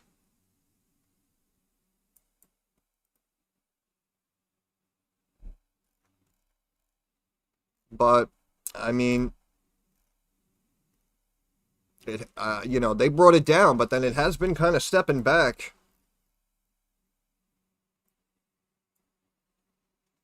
Technically, it's a lower low. I mean, it was just beaten up, though. That's why I think it'll potentially break up out of the triangle, you know, get back to maybe right here, like the low 99s, and then maybe they'll bring it back down again and kind of continue this step.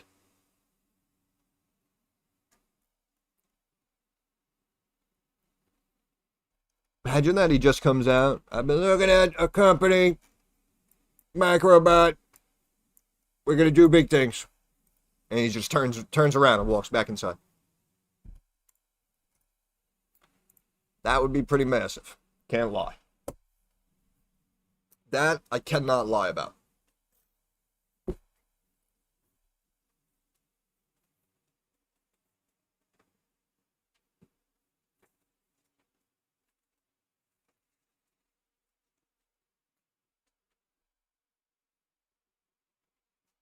Oh, baby, I love you.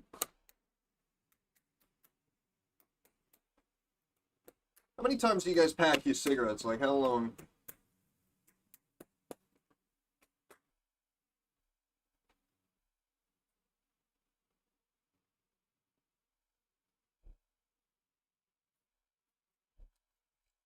Sometimes I do it a lot. Sometimes I do it a little. I don't...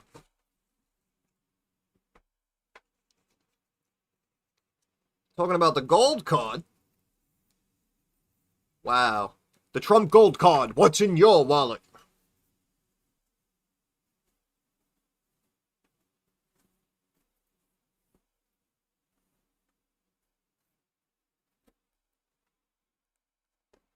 Is he really talking?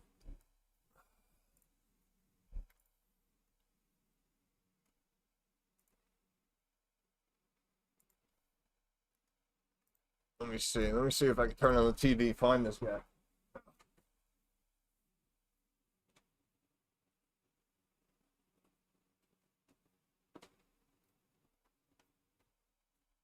Oh, I hate television. But let's see if we can find him.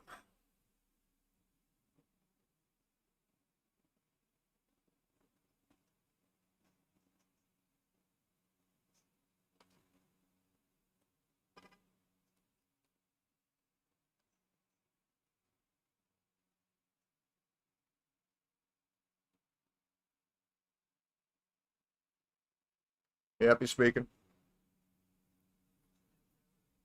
In other words, government jobs are way down.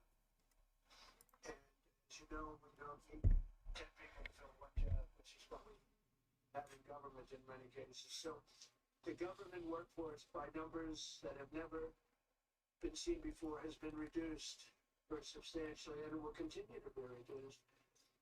100% of our new jobs are in the private sector. So this is for the last number of months. Think of that, 100%. Are you shocked to hear that?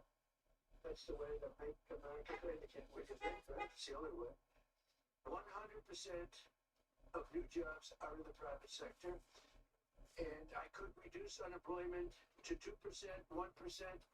or practically zero by just hiring people into the federal government, even though those jobs are not necessary, which is what we had before. We had millions and millions of people having jobs that they never even showed up. So I wish that the media would report that the 4.5% is an amazing number. And again, if they don't report it, I guess maybe I'll just let some people go into the federal workforce. It'll look really wonderful. And what we're doing is the only way you can do it to make a country great. You can't have the government jobs, you have to have the private sector, you know. So these are among the biggest hirers of private sector. So we have reduced the federal workforce. Wow, that I know you can't see it, but that lady behind him looks freaking pissed off. Damn. That will be used up very quickly, and we've 100% of the new jobs, which by the way, it's a record-setting number of jobs too, is in the private sector.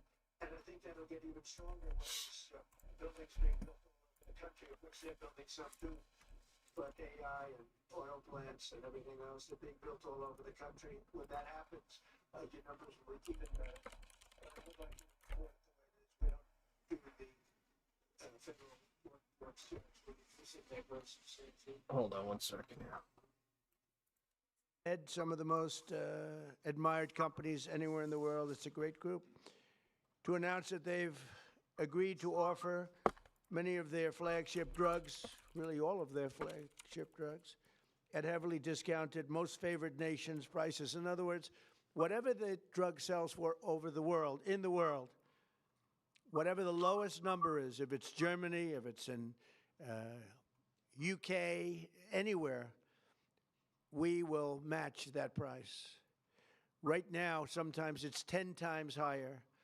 We've been laughed at and scoffed at for years. For years.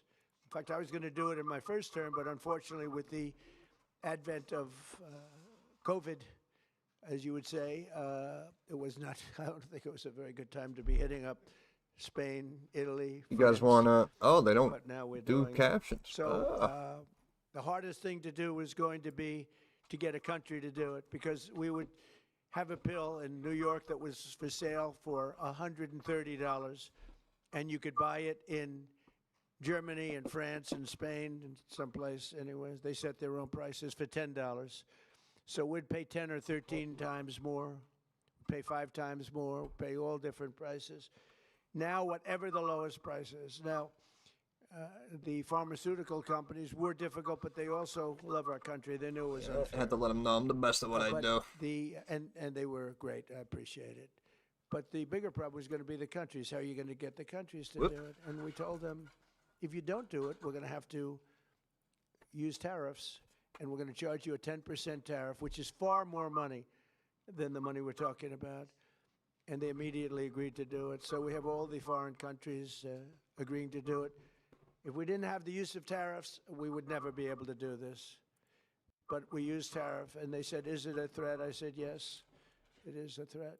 And they said, we will do it, and they dropped the price. So what's happening, because the world is bigger than the United States in terms of people, that same pill would go from $10 to $20 for them, which is an increase, but it wouldn't go to, midway.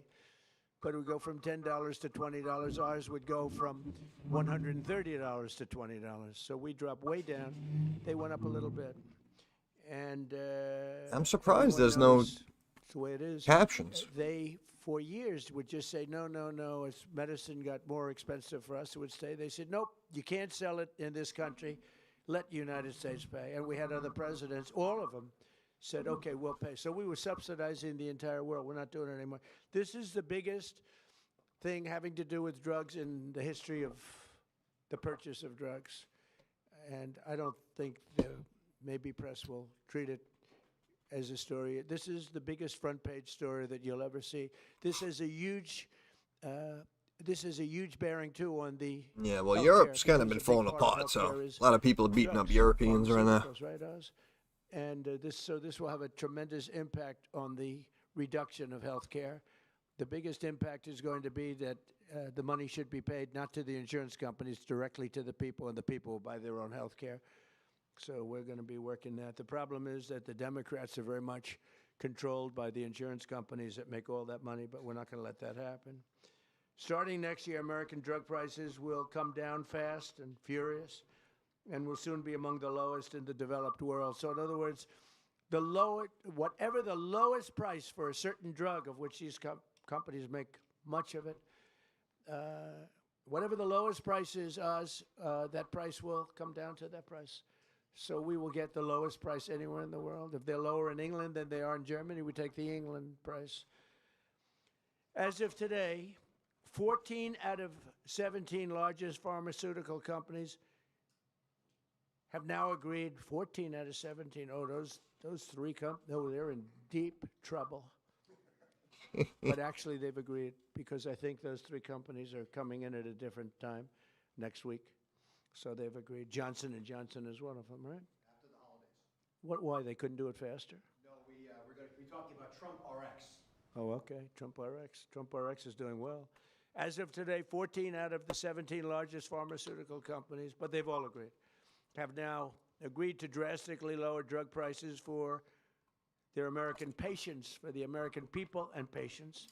This represents the greatest victory for patient affordability in the history of American healthcare by far.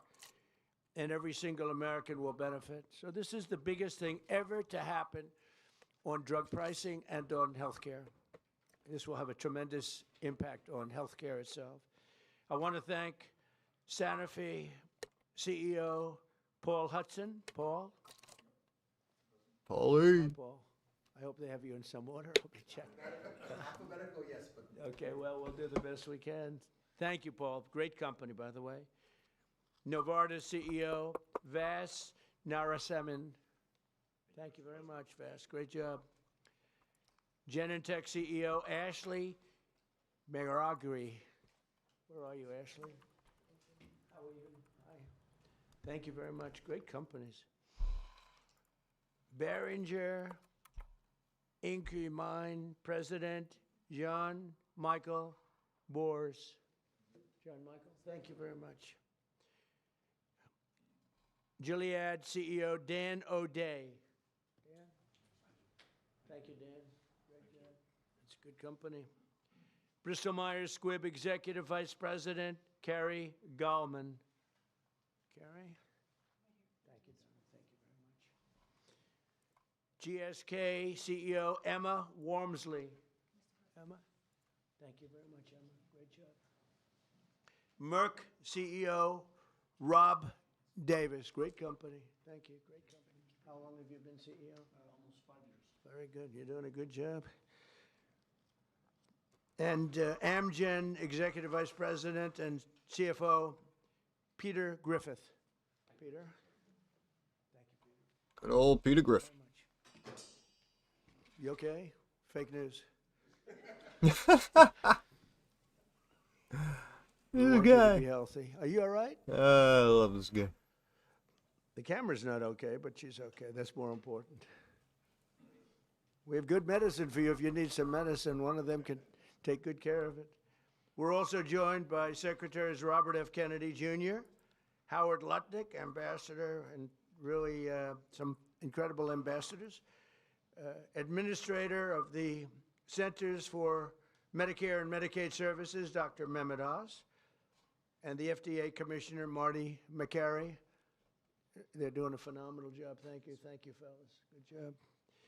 For decades, Americans have been forced to pay the highest prices in the world for prescription drugs by far, not just a little bit. We were like a whipping post, the United States, and it's just been 4% of the world's population. We have 4% of the world's population, and consumers pay only 13% of all prescription drugs, yet pharmaceutical companies make 75% of their profits. Think of that. So we have 4% of the population, 13% of prescription drugs, and yet the people behind me, who are wonderful people, make 75% of their profits from the American customer. So they understood that better than anybody, that we have to do something.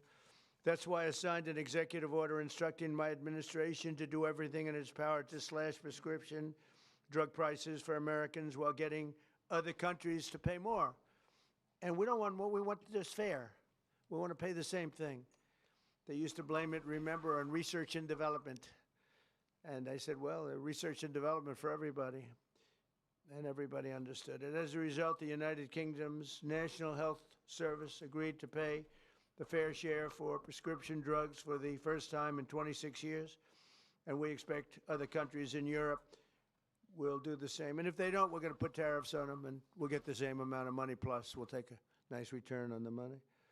We signed historic agreements with Pfizer, Eli Lilly, AstraZeneca, Novo Nordisk, and EMD, Serrano, to reduce prices by 300, 400, 500, 600, and even 700%, and sometimes even more than that. I remember when I had a news conference in my first term, I was the first president that reduced prices from the beginning of my term to a year, from January to December, 0.25%. And I thought it was the greatest thing, because it's the first one in 28 years. Now we're talking about numbers that are so incredible. 0.25%. Think of that. I was proud of it, because it hadn't happened in 28 where drug prices went down. Well, now you're going to see numbers that nobody would believe possible. Think of that. 500, 600, 700, 800%. Today we're building on these accomplishments. The companies assembled in this room have agreed to offer all of their drugs to Medicaid and most favored nations pricing. You're going to get most favored nations pricing, meaning they're going to pay our country the lowest price paid anywhere in the world. And they will list their most popular drugs on TrumpRx.gov. TrumpRx.gov. And I didn't name it that. Somebody named it that. And I guess they assumed that was, did you name it, Oz? Or Bobby name it? We all named it together. Okay. Bobby. Well, I'm honored to have the name. And so far that's turned out, because the numbers are so incredible. It's an honor. And you're going to get massive discounts to all consumers. So massive discounts. I like will the be spy puts here still. not even offered. It's just going to be a fact. All consumers will get massive discounts. That's TrumpRx.gov.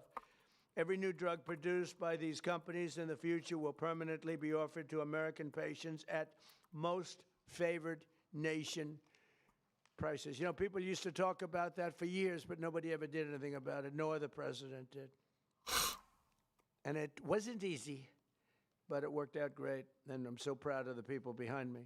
As an example of the price reductions we have secured through these new agreements, Santa Fe will cut the cost of its blood thinner, Plavix, from $750 to less than $16.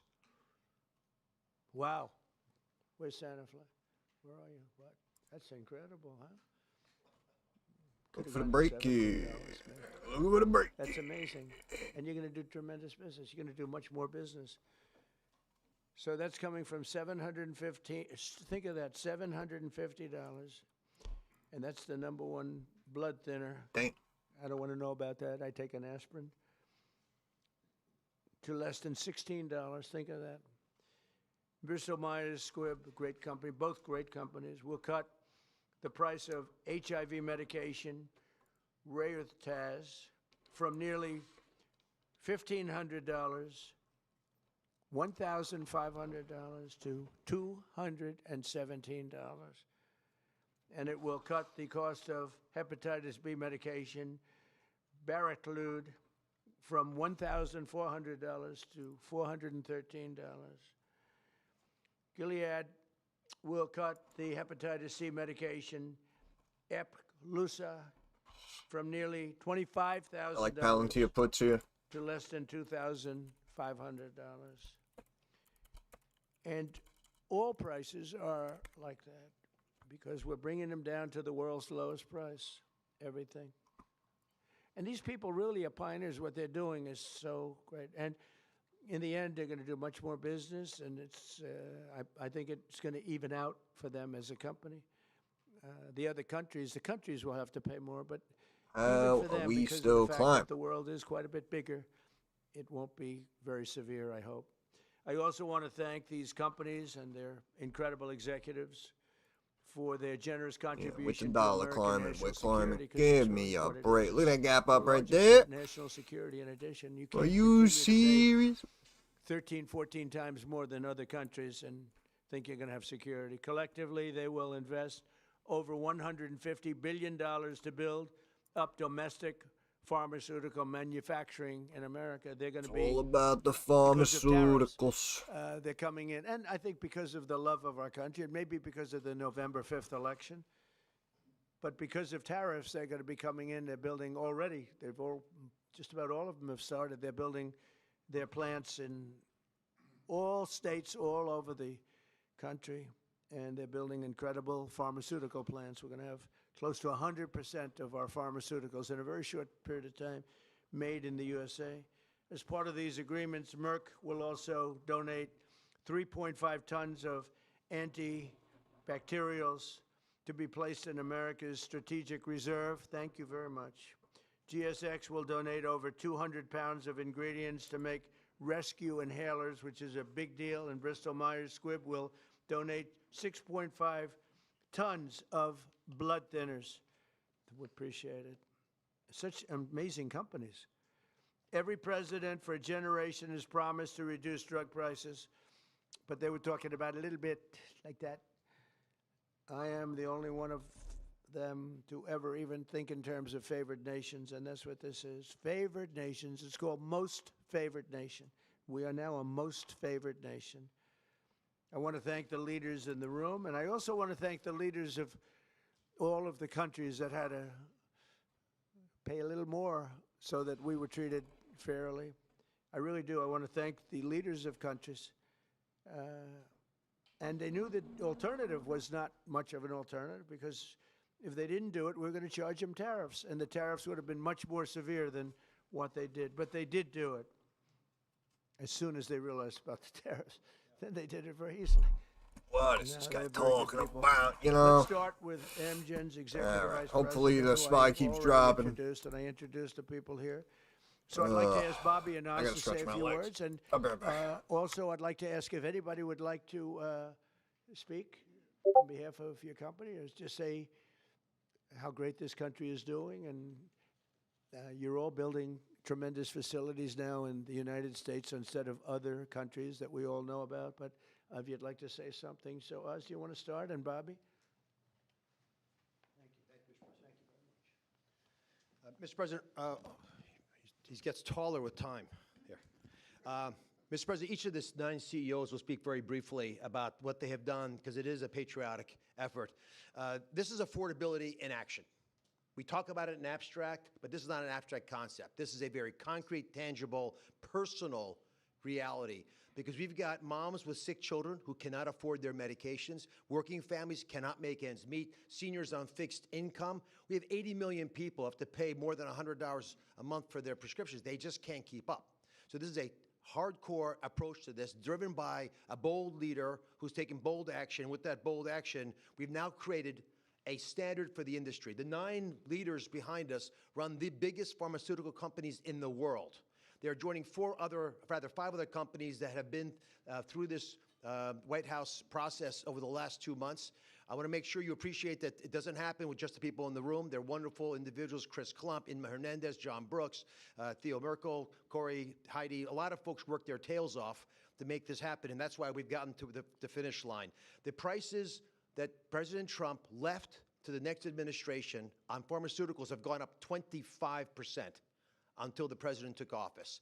We are reversing that trend and making sure that Americans can afford to get the life-saving solutions. Because if these brilliant innovators create solutions to cancer and hypertension, hepatitis, and a bunch of other viruses, illnesses that have been lethal throughout human history, but you can't afford them, then we're not treating you fairly.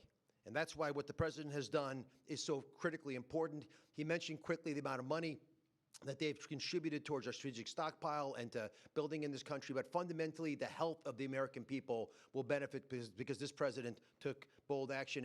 And from my personal position, I couldn't do anything I do without Secretary Kennedy, who just does not take no for an answer and will call me even more than the president does to make sure things happen right. Mr. Secretary. Even more. I don't think that's true. I think we got a lot of calls from the president, and at one point in this negotiation, we both stopped answering our phones late at night because we couldn't take it anymore. But I want to thank you, Mr. President, for doing this. President Trump, when he was up here a moment ago, talked about how historic this is and how every one of the news outlets in here ought to have World War III size headlines about this. And I was reminded about how astonishing this achievement is. A couple of days ago, when one of my sons, 29 years old, very, very left-wing Democrat, and disagrees with a lot of the policies of this administration, he called me and he said, "Dad, I want to tell you how proud I am about this. This is the best achievement that could happen to our country." This is something Bernie Sanders has been clamoring for 25 years. Elizabeth Warren has been clamoring for. Joe Biden promised the American people. President Obama, President Clinton all promised to do this for the American people. All of them expressed their outrage, their indignation that we are paying 1/10 in some cases the price of drugs that they're selling in Europe. We developed them here. We manufactured some of them in New Jersey. We were paying $1,300 for a drug manufactured in New Jersey. The same drug manufactured in the same plant was being sold for $88 in London.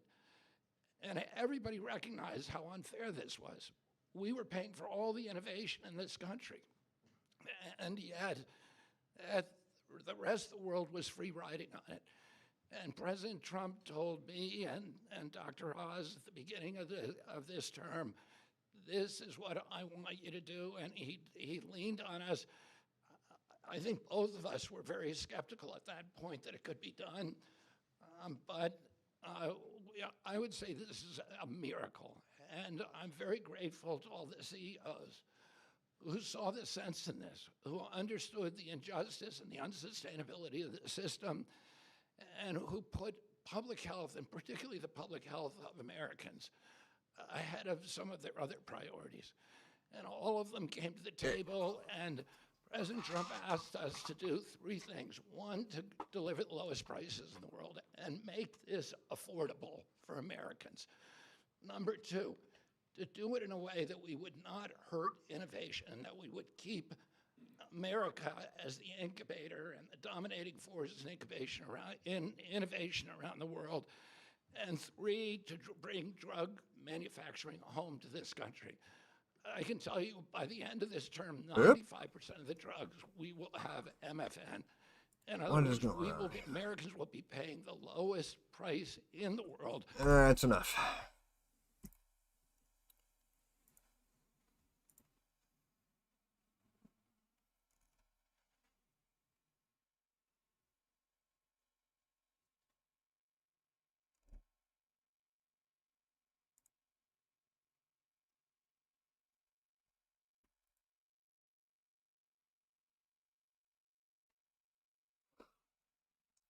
Ba-ba-ba-ba.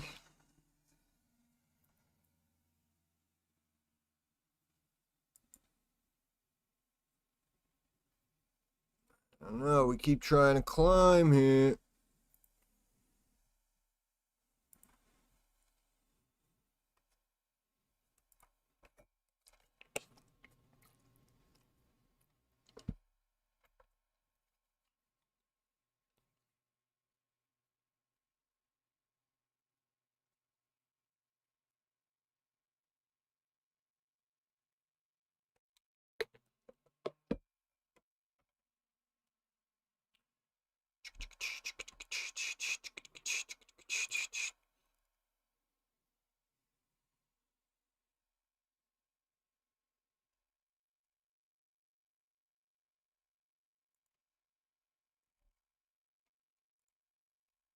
And this is some bullshit.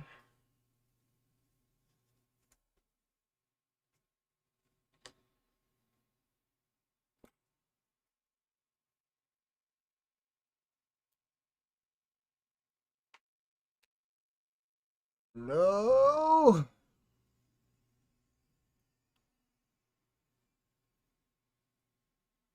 Come on, kryptonite.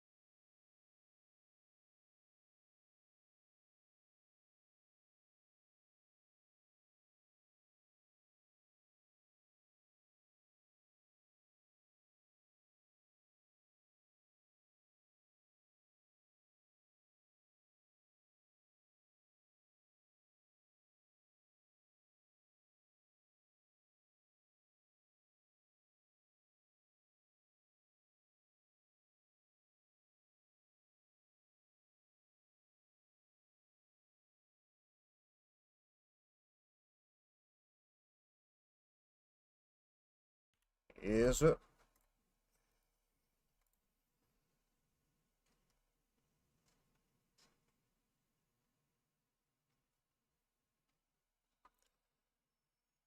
It's coming.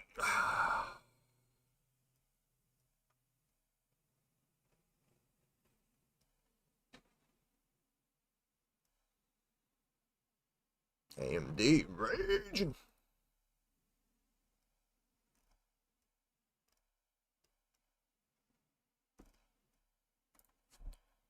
Uh-huh. Uh-huh.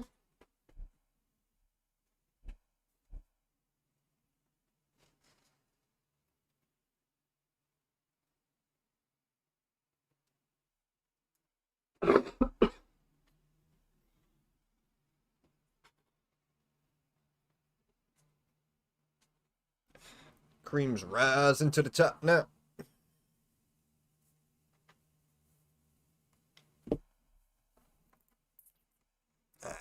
You suck. Oh, all of a sudden. All of a sudden. All of a sudden. See what I mean? See what I mean with this bullshit?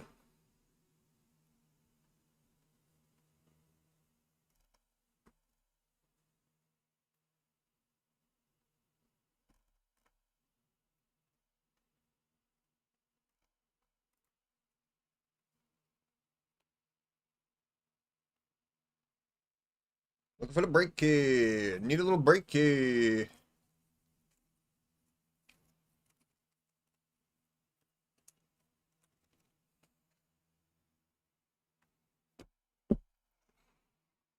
I was expecting a break up again.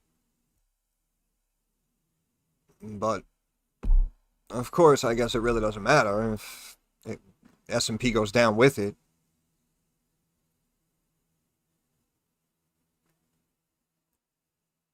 Very surprised, man. Bounced off the bottom, was stepping up, consolidated, had the pop up. I'm just very surprised it stopped and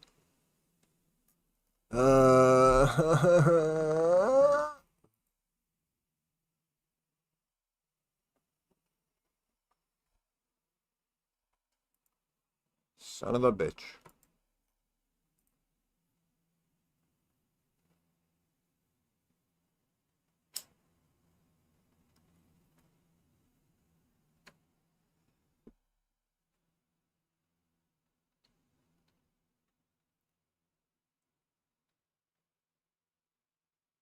Oh, let's go, baby. Premature head fake. Let's go. Show me. Show me a little premature. You got a little excited, right? You got a little ahead of yourself.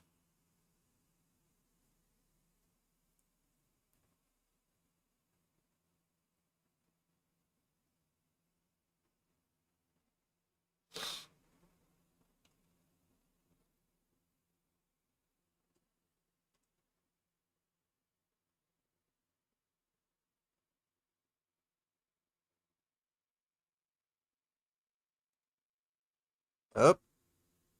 Up.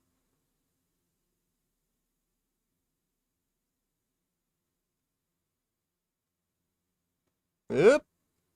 Gap up.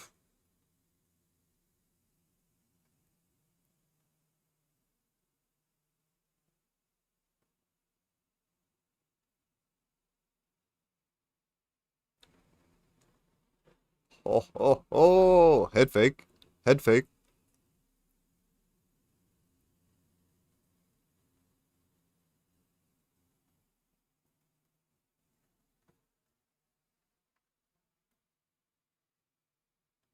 Head fake. Head fake.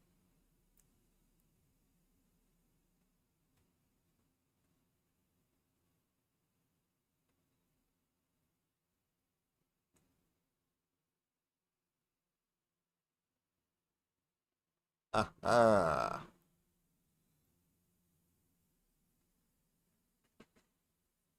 Oh, yeah. Too strong. Too strong.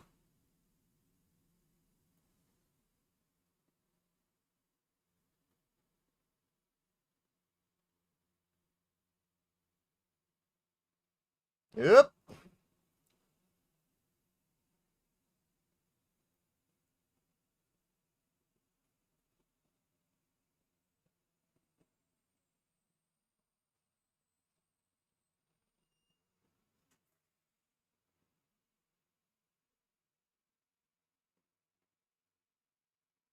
Fill the gap, pop up to the moving average.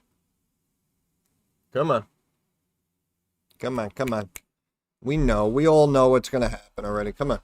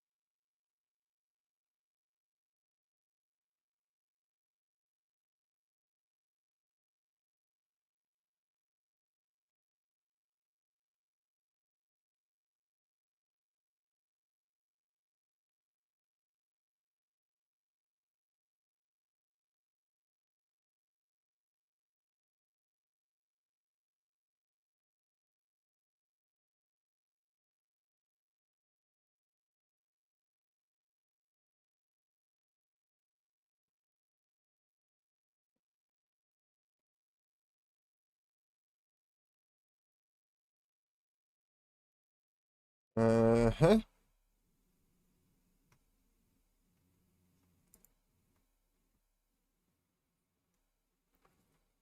They're fighting. Oh, yeah, I'm looking for like a 10-point drop at least.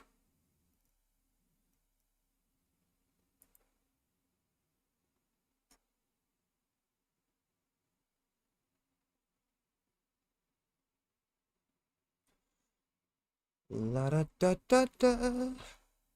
Da da da da. Da da da da.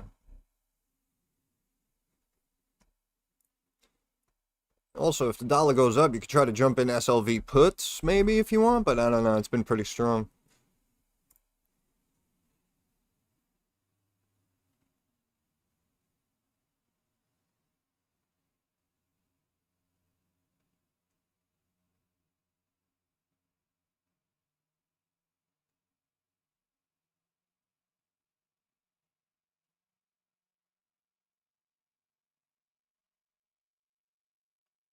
It's the final countdown. Diddly-dee. Diddly-dee-dee.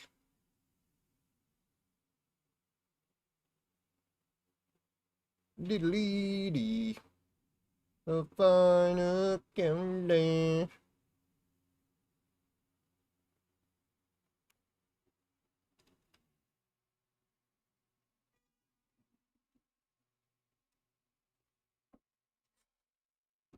Starting to get hungry.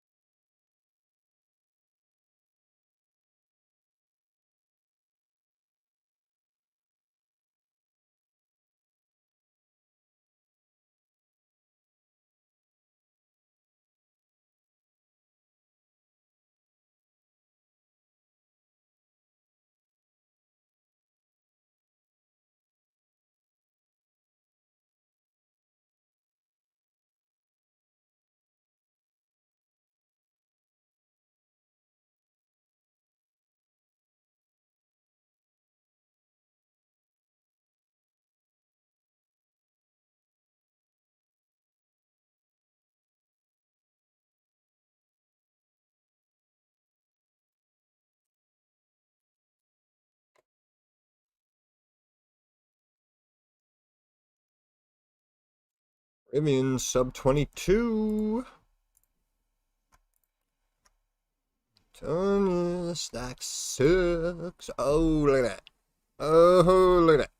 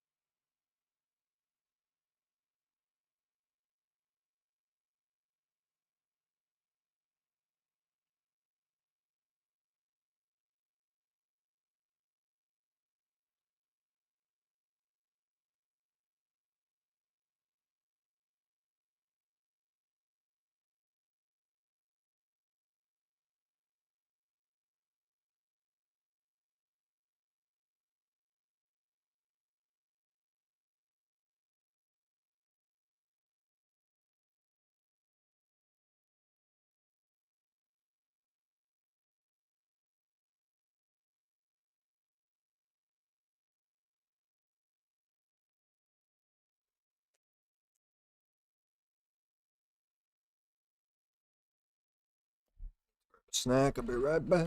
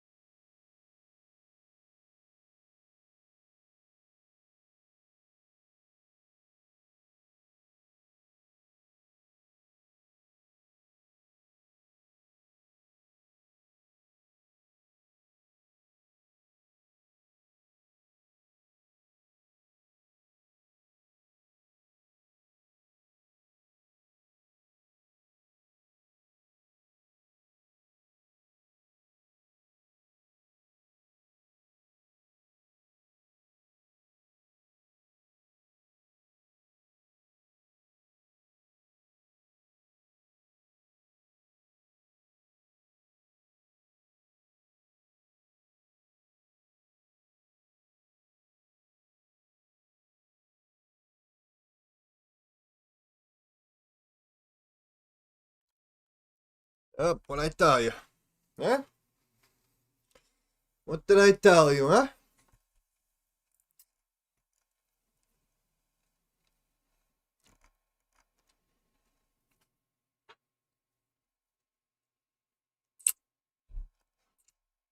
Oh, excuse me.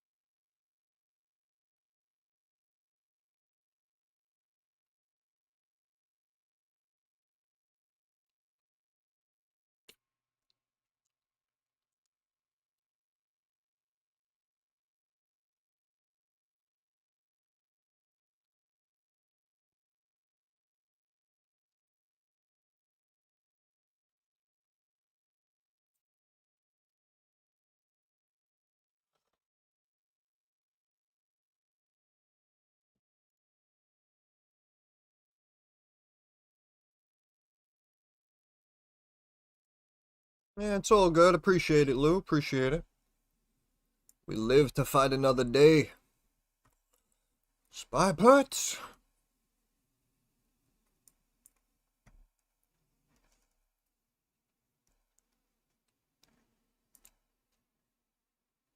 Uh-huh.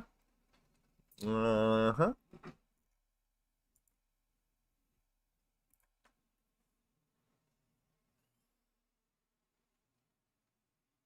Oh, yeah.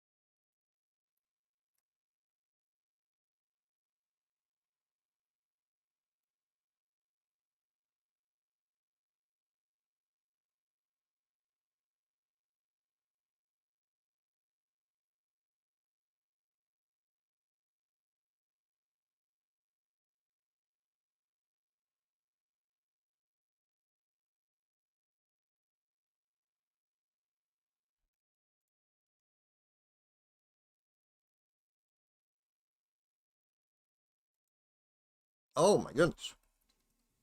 I was going to say, this wasn't where it was.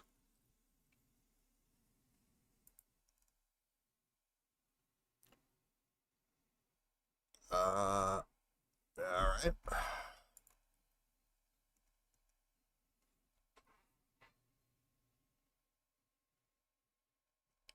Fake stocks for the win.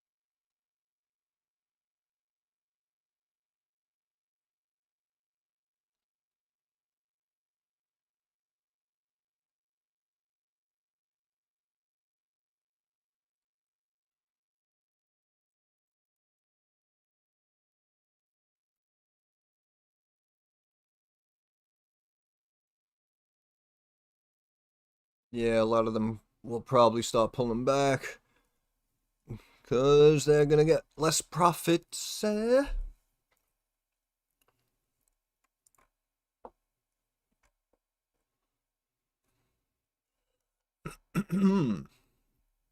Hmm.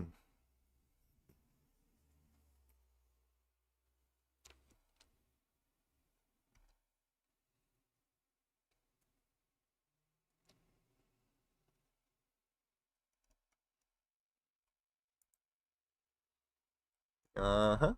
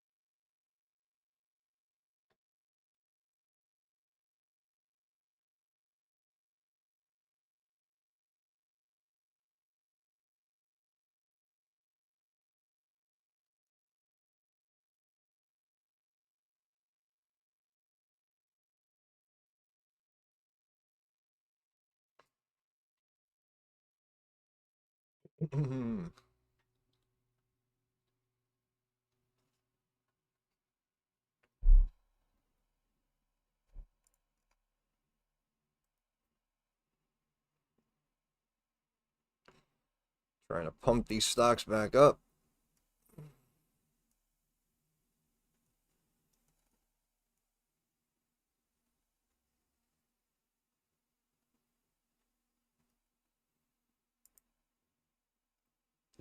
What a joke. What a joke. Who would re-enter on that small dip? Like, come on.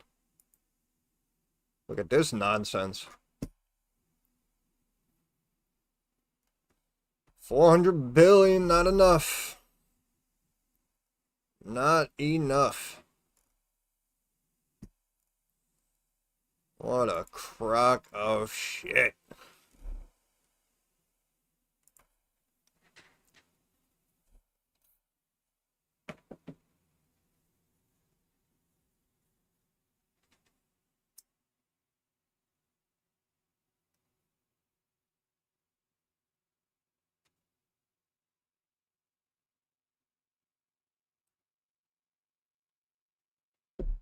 And you'd think too, if it was so good and had so much potential, that, you know, when it started climbing 30, 40, $50, someone would have like stepped in and been like, oh, I'll give you 65.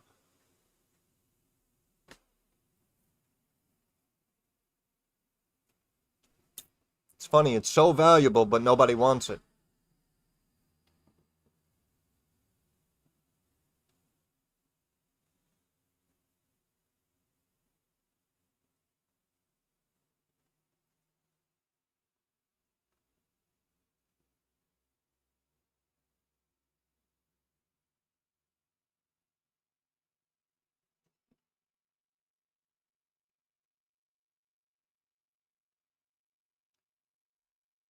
RIVN puts. Good old RIVN put. Dollar's still staying up.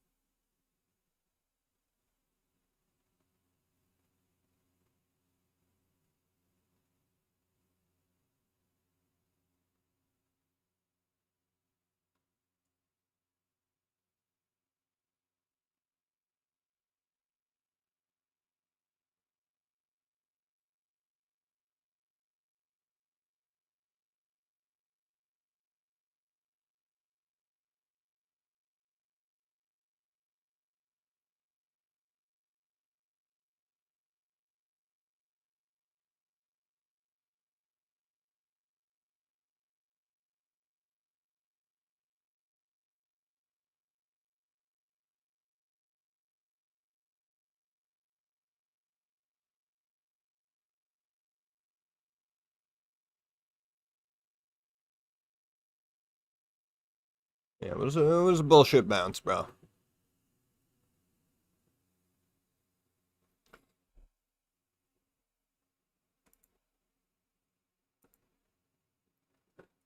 Dow slipping.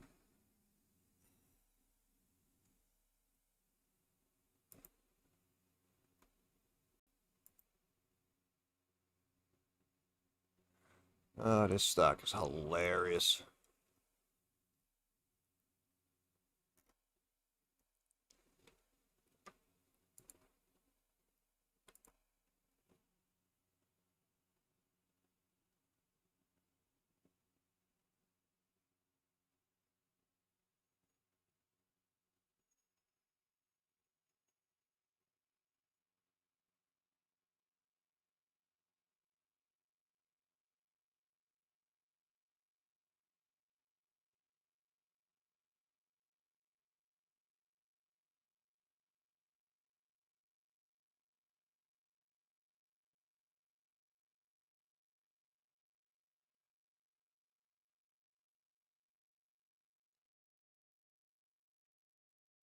Yeah, I don't know what they're thinking with that stock, man.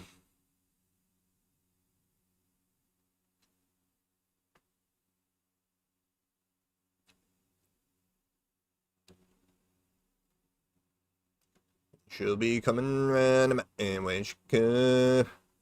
She'll be coming my way she can.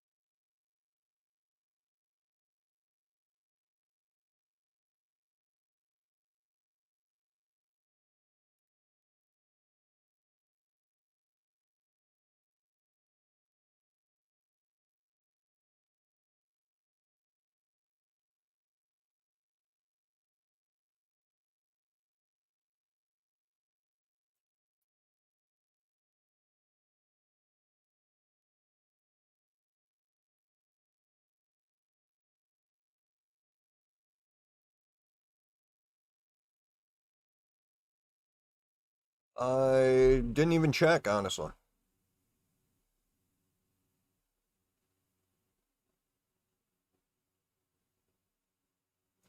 Yeah, look at Palantir. Woo!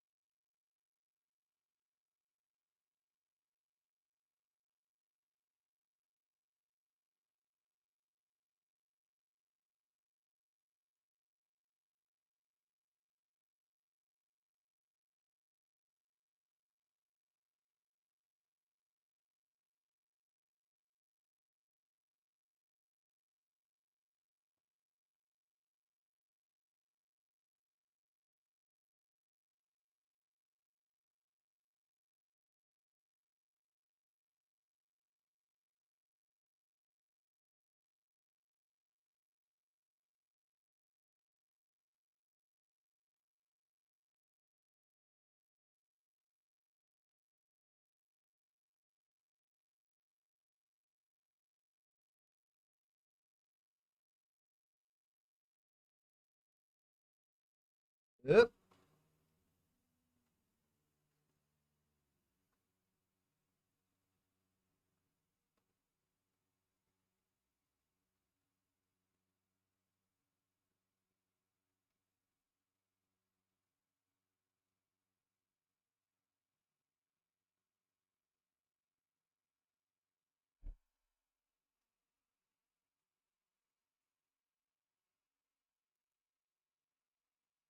Up.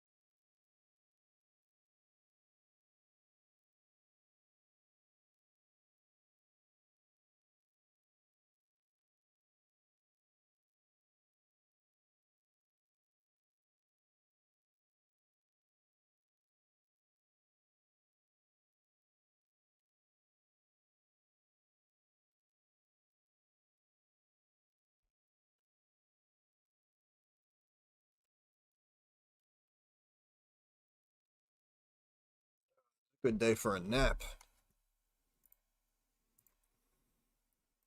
Oh, yeah.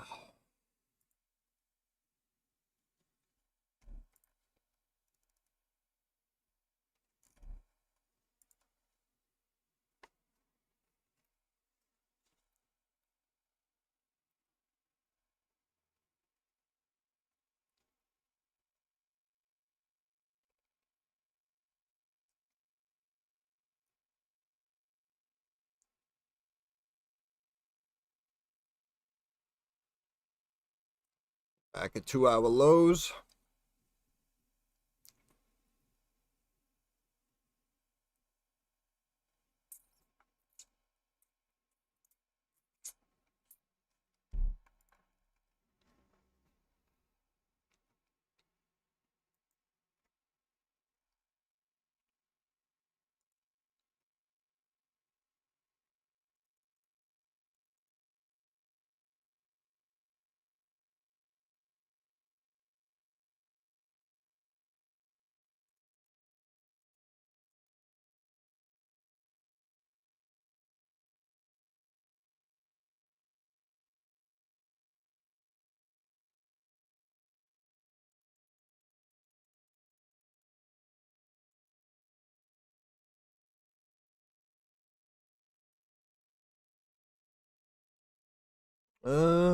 No. Probably just gonna be hanging out. Enjoying myself. I don't think there's any fights on tomorrow, which kind of sucks. Oh.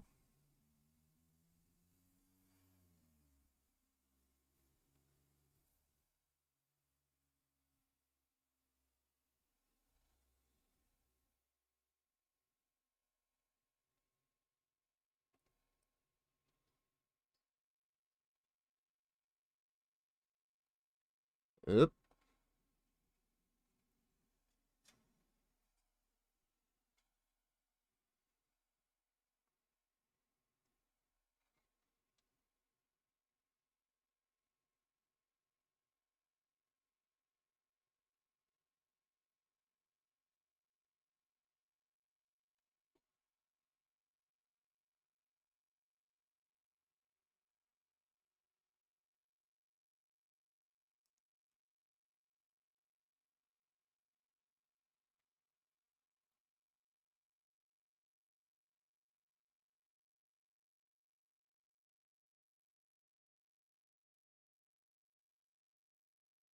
Probably just be hanging out,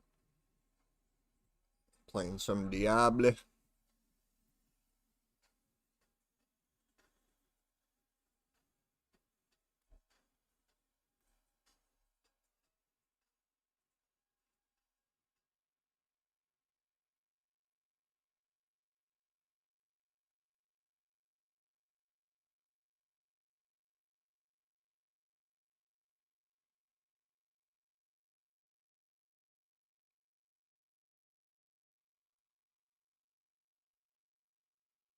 Comes the late day dump.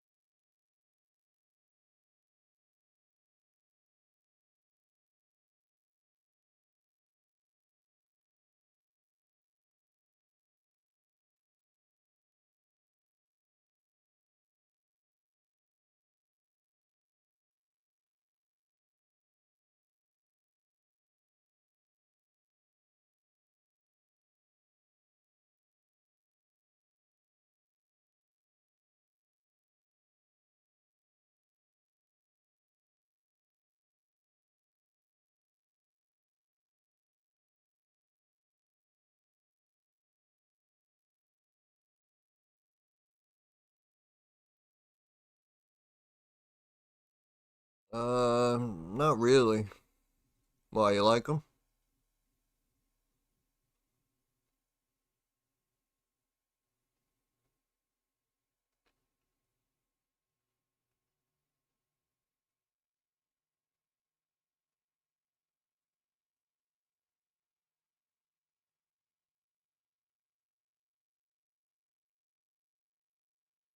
Yeah, no doubt. I'll check them out.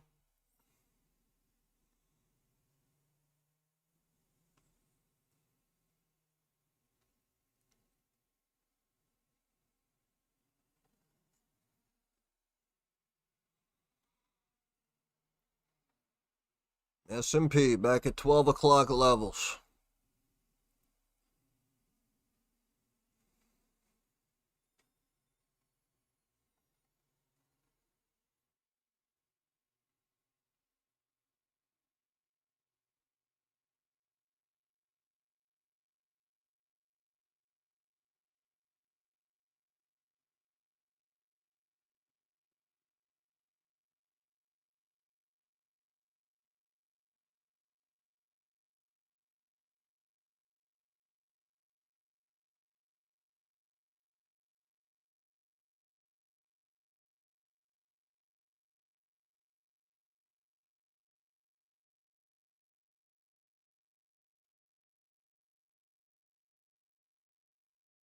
S&P sub 6830.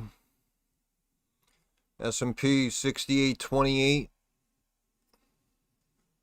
S&P 6826. 5. You're welcome.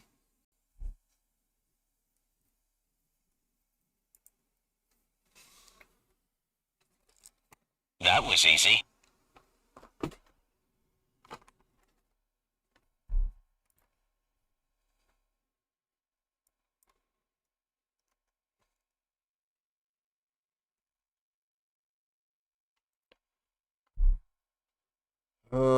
Why does it taste so sweet?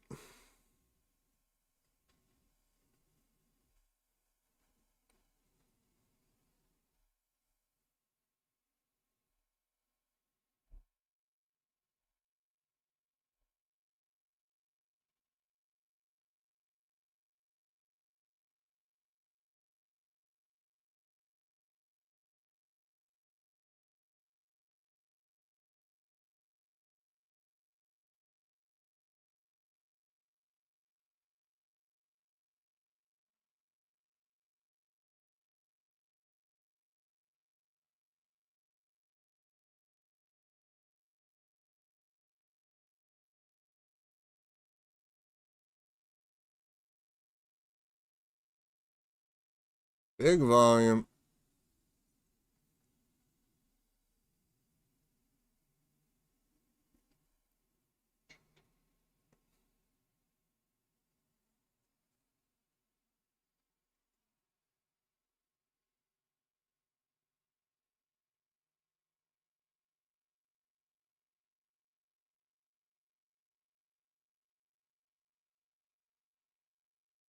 My man. Love you, brother. Glad it worked out. Another week in the books.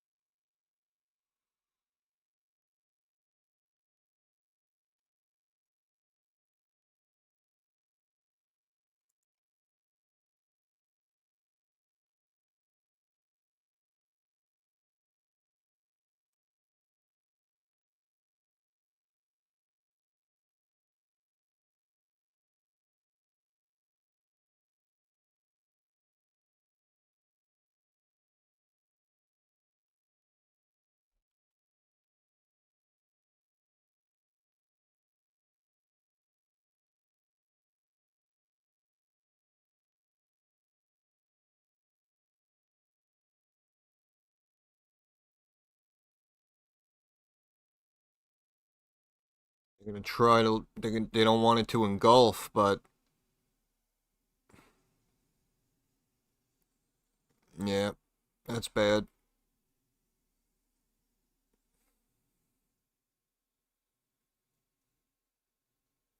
We should drop back down to 6820 after that candle.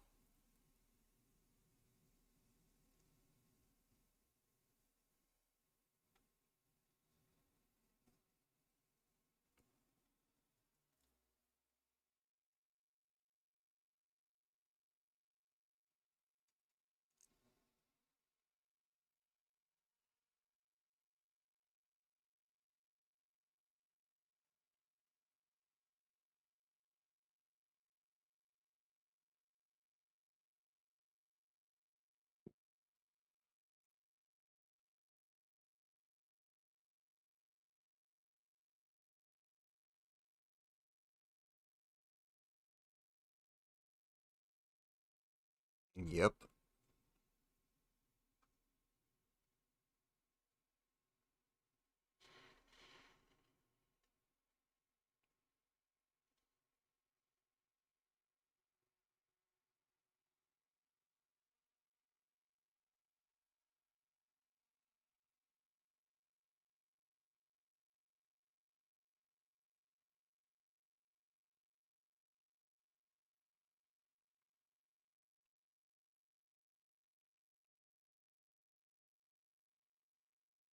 It's gonna drop again, I'm telling you.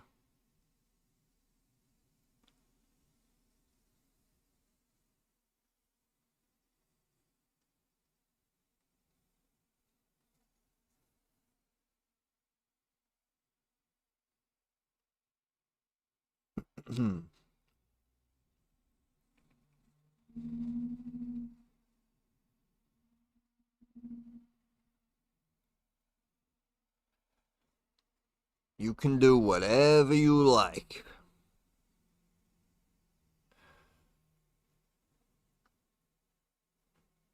Definitely shouldn't have did that.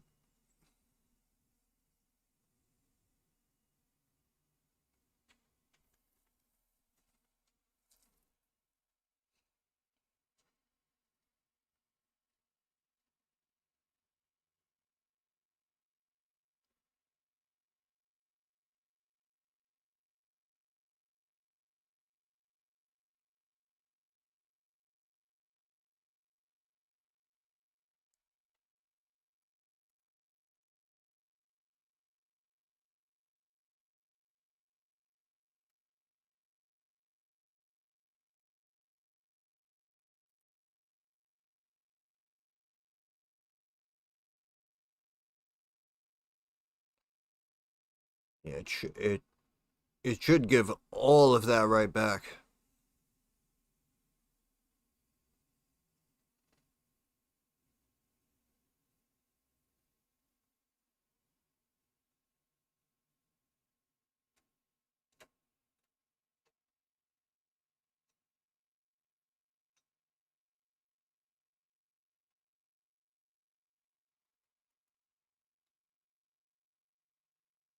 I tell you, these big boys got too much money, man.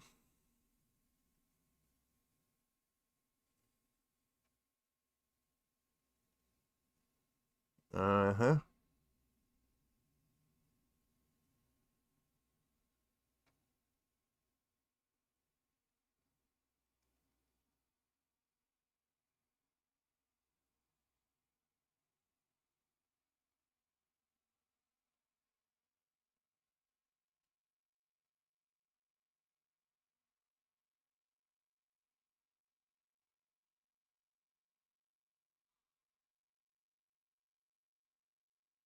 Them bots out there percolating.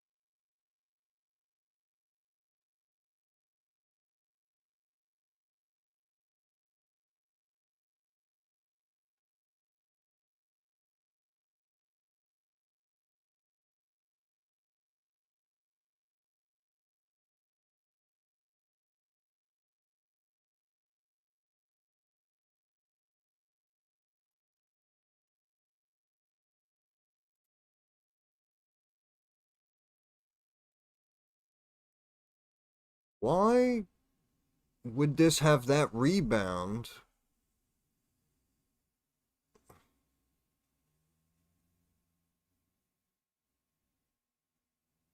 Oh, man. With that pop we just saw in the dollar, man, I thought we'd see the breakdown here.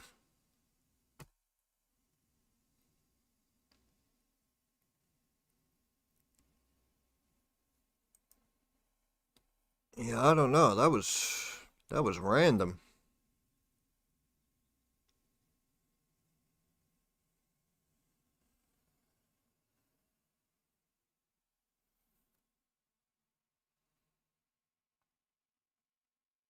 There we go. Sub 68.30. Sub 68.30. Crock of shit. Yep. I told you, they bounced it back 10 points because they know they got to drop it back down another 20.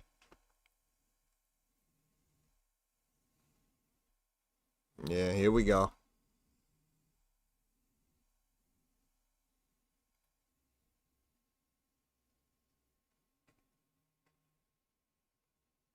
Uh-huh. Uh-huh. Look at that. Dollar up 0.3% now. Uh-huh.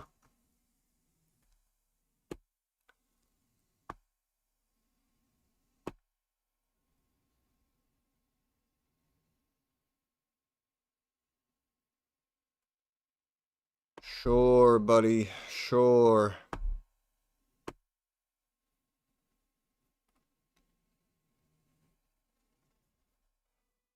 Uh.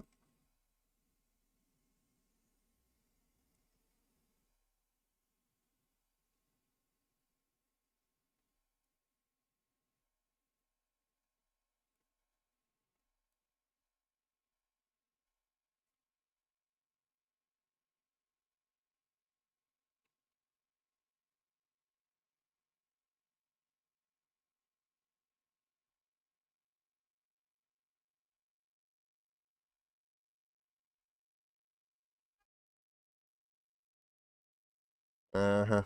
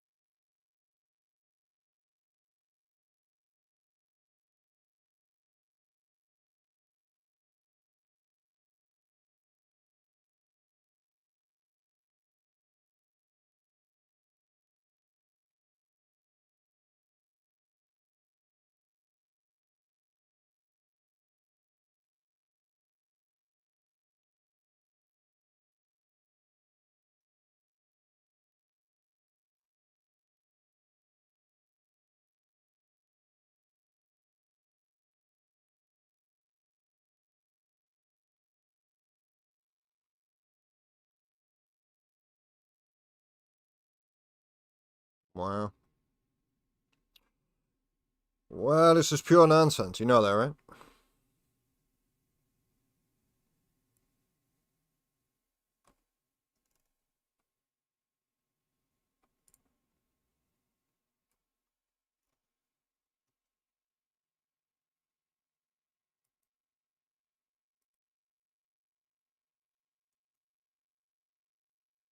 Should be down here.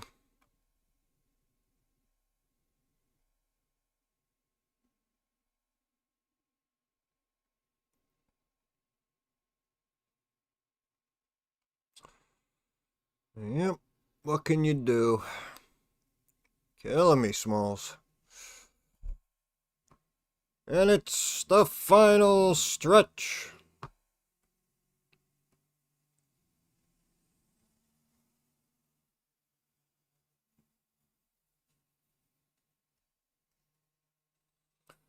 This was like the next level, you know? See how we like tightened up here, bounced around here, about 68.20. Looks like every like 10-20 points, it bounces or breaks those like psych levels. And like I said, we came down here And then when the dollar spiked, that's what I mean. This was understandable. This should have broke down here. And we were right this whole time, you know?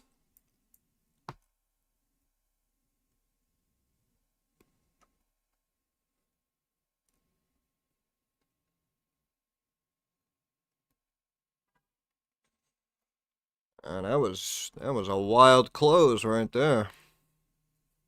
And look what the fuck was that? Man, this is some bullshit.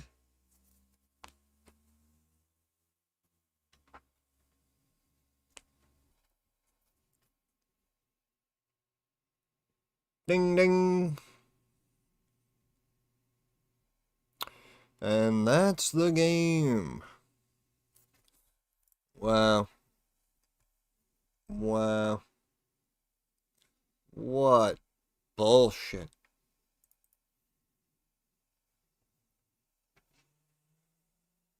Yeah, it was a good day. It was a good day. It's definitely a wild close, though, I'll tell you that much. Look at this. Look at this. Yeah, I mean, it should have pulled back right there, so... yeah, I mean, if the dollar kind of holds here going into Monday, we should open red. I mean, we should. But, whatever. Palantir taking over the world, along with RIVN.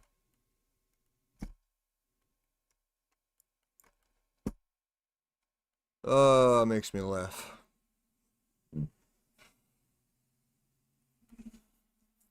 Left it all on the floor. Alright. Now I'm agitated. I'm done with this shit. It was a good week, though. It was a good week. Good Friday. Good way to end it. Dubs all around. Claps. Hope everyone did alright. Yeah, nap time. Have a good weekend. Everybody enjoy it. Happy Friday. If you need me, I'll be in Discord. And... okay, bye.